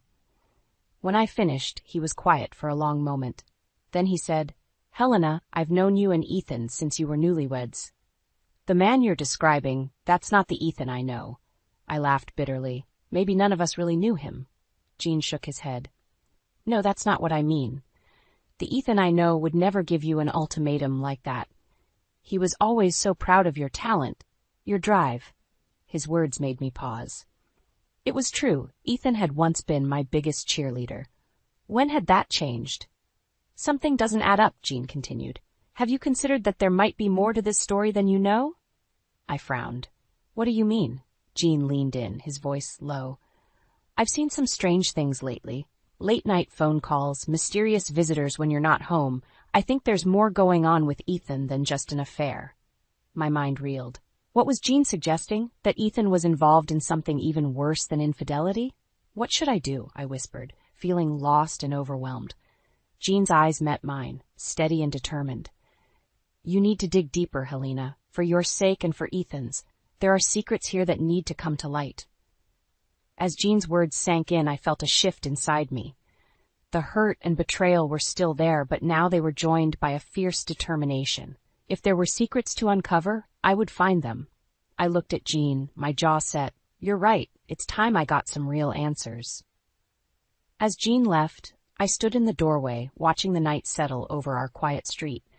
I knew that whatever I discovered next would change everything, but for the first time in weeks, I felt a glimmer of hope. The truth was out there, and I was going to find it, no matter the cost. Jean's words echoed in my mind as I stood in our bedroom, my hands trembling as I rifled through Ethan's belongings. I felt like a thief in my own home, but I needed answers. The guilt gnawing at me was nothing compared to the desperation clawing at my chest. That's when I found it, a hotel loyalty card I'd never seen before, tucked away in the back of his wallet. My heart raced as I examined it, noting the high-end chain's logo. This was it, the smoking gun I'd been looking for. With shaking hands, I pulled out my phone and downloaded a GPS tracking app. I hesitated for a moment, my finger hovering over the install button. Was I really going to do this? Invade Ethan's privacy so completely? But then I remembered the lipstick stain I'd found on his collar last week, the hushed phone calls, the way he'd pull away when I tried to touch him. I hit install. The next few days were a blur of anxiety and adrenaline. I played the part of the oblivious wife, all while obsessively checking the app. Ethan's movements became a roadmap of betrayal, frequent stops at unfamiliar addresses, long stays at hotels across town. One evening, as we sat in stony silence at the dinner table, my phone buzzed. Ethan had just checked into the same hotel where I'd first seen him with Angie. I felt the blood drain from my face. "Everything okay?" Ethan asked, his voice laced with false concern. I forced a smile. "Just work stuff, nothing important." He nodded, already losing interest. "I have to go out of town this weekend, business trip." The lie rolled off his tongue so easily it made me sick. "Oh? Where to?" "Just a conference upstate. Boring stuff." I nodded, my mind racing. This was it, my chance to catch him red-handed. The next day I followed him at a distance, my heart pounding so hard I was sure he'd hear it even from his own car. We ended up at a luxurious resort, the kind of place we used to dream about visiting together. I watched from across the parking lot as Angie ran to greet him, throwing her arms around his neck. They kissed passionately, oblivious to the world around them, oblivious to me, watching from the shadows, my world crumbling. Tears blurred my vision as I fumbled for my phone, snapping picture after picture. Each click of the camera felt like another nail in the coffin of our marriage. As they disappeared into the resort, arm in arm, I sat in my car, overwhelmed by the weight of what I'd discovered. It wasn't just an affair, it was a whole other life Ethan had built without me. My phone buzzed again. A text from Elijah. "How are you holding up? Want to grab coffee?" I stared at the message, a lifeline in the storm of my emotions. Elijah had been my rock through all of this, a reminder that not everyone in my life was a liar. But as I was about to reply, another notification popped up. The tracking app. Ethan was on the move again. My finger hovered between Elijah's message and the app. In that moment, I realized I was at a crossroads. I could turn back now, pretend I never saw any of this, and try to salvage what was left of my marriage. Or I could push forward, uncover the full extent of Ethan's betrayal and face the consequences. The choice seemed impossible. My hand shook as I looked from my phone to the resort where my husband was with another woman. Everything I thought I knew about my life, my marriage, was a lie. And now I had to decide, did I want the comforting illusion or the painful truth? As the sun set over the resort, casting long shadows across the parking lot, I made my decision. There was no turning back now. Whatever came next, I was ready to face it head on. With a deep breath, I started my car. It was time to confront Ethan and reclaim my life, whatever the cost. My hands shook as I dialed Ethan's parents. I'd never imagined I'd be making this call, but I needed allies. To my surprise, they believed me instantly. "We've suspected something was wrong for a while," his mother said, her voice tight with anger. "We'll meet you there." The next morning I stood in the resort lobby, flanked by Ethan's parents. My heart raced as we approached the front desk. "We're here to surprise Ethan," I said, forcing a smile.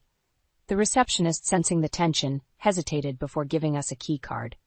As we rode the elevator, Ethan's father placed a comforting hand on my shoulder. "You're doing the right thing, Helena," he said softly. I nodded, unable to speak past the lump in my throat. We paused outside the room. I could hear muffled laughter from inside. With a deep breath, I swiped the key card. The door swung open. Ethan and Angie froze mid-embrace, their faces a mask of shock and horror. "Helena?" Ethan gasped, stumbling backward. "Mom? Dad? What are you?" "Save it," I snapped, my voice steadier than I felt. I pulled out my phone, showing him the tracking app. "I know everything, Ethan. The hotels, the lies, all of it." Angie scrambled to gather her things, her face burning with shame. Ethan's parents stood silent, their disappointment palpable. "Helena, please," Ethan begged, reaching for me. "I can explain." I stepped back, my anger rising. "Explain what? How you've been living a double life? How you made me feel like I was crazy for suspecting something was wrong?" "I never meant to hurt you," he stammered. A bitter laugh escaped me. "You gave me an ultimatum, Ethan. My career or our marriage, all while you were sneaking around with her." I gestured to Angie, who flinched, and then Ethan's father stepped forward, his face a storm of anger. "Son, how'd you do this? To Helena? To your family?" "Dad, Ethan started, but his mother cut him off. "We raised you better than this," she said, her voice quivering with disappointment. As the reality of the situation sank in, Ethan's facade crumbled. He sank onto the bed, head in his hands. "I'm sorry," he whispered. "I'm so sorry." But his words felt hollow. I looked at the man I'd loved, the life we'd built, and felt nothing but a vast, aching emptiness. "I want a divorce," I said, the words ringing with finality. Ethan's head snapped up, his eyes wide with panic. "No, Helena, please. We can work this out. I'll do anything." "It's too late," I interrupted. "You made your choice. Now I'm making mine." As I turned to leave, Angie spoke up. "Helena, I'm sorry. I didn't know." I held up a hand, silencing her. "Save it. You're welcome to him." With that, I walked out of the room, out of the marriage that had defined me for so long. Ethan's parents followed, leaving him alone with the wreckage of his choices. In the elevator, the adrenaline that had carried me through the confrontation began to fade. My knees buckled, and Ethan's mother caught me, pulling me into a fierce hug. "You're so brave," she whispered. "We're here for you, whatever you need."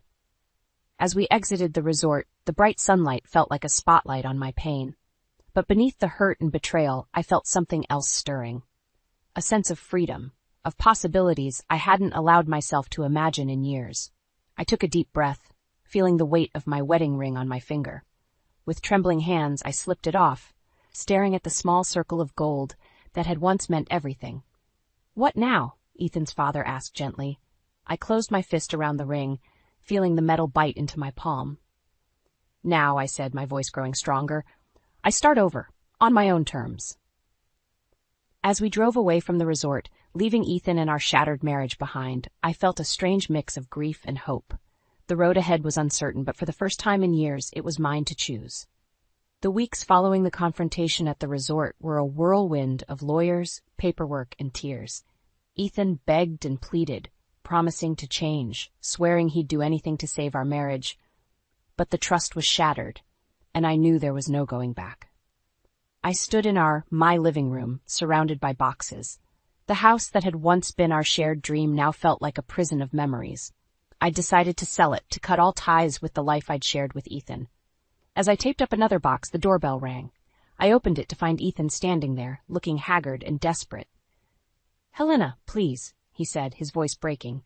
"Don't do this. We can work it out. I'll go to therapy. I'll quit my job. Anything you want." I felt a flicker of pity, quickly extinguished by the memory of his betrayal. "It's too late, Ethan. We're done." He fell to his knees, grabbing my hands.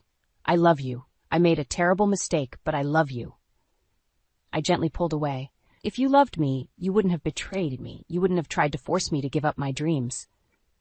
"I was wrong," he sobbed. "I see that now. Please, give me another chance." For a moment I wavered. The familiar pull of our shared history tugged at my heart. But then I remembered the strength I'd found in myself, the passion for my work that had sustained me through the darkest days. "No," I said firmly. "I deserve better, and I'm choosing myself." As I closed the door on Ethan's broken form, I felt a weight lift from my shoulders. I turned back to the boxes, now seeing them not as an end, but as a beginning. My phone buzzed with a text from my publisher. "Final draft received. It's brilliant, Helena. This could be your breakout work." I smiled, feeling a surge of pride and excitement. My graphic novel, born from the pain and growth of the past months, was ready to meet the world. There was a knock at the door. This time, it was Elijah, arms full of packing tape and bubble wrap. "Reinforcements have arrived," he announced with a grin. As we worked, Elijah regaled me with stories of his latest adventures, making me laugh for the first time in what felt like ages. I realized how much I'd missed this simple friendship, unmarred by expectations or betrayal. "You know," Elijah said as we sealed the last box, "I always knew you were strong, but the way you've handled all this, you're a freaking superhero, Helena."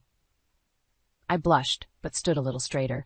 I don't know about superhero, but I do feel free, like I can finally be myself without apology.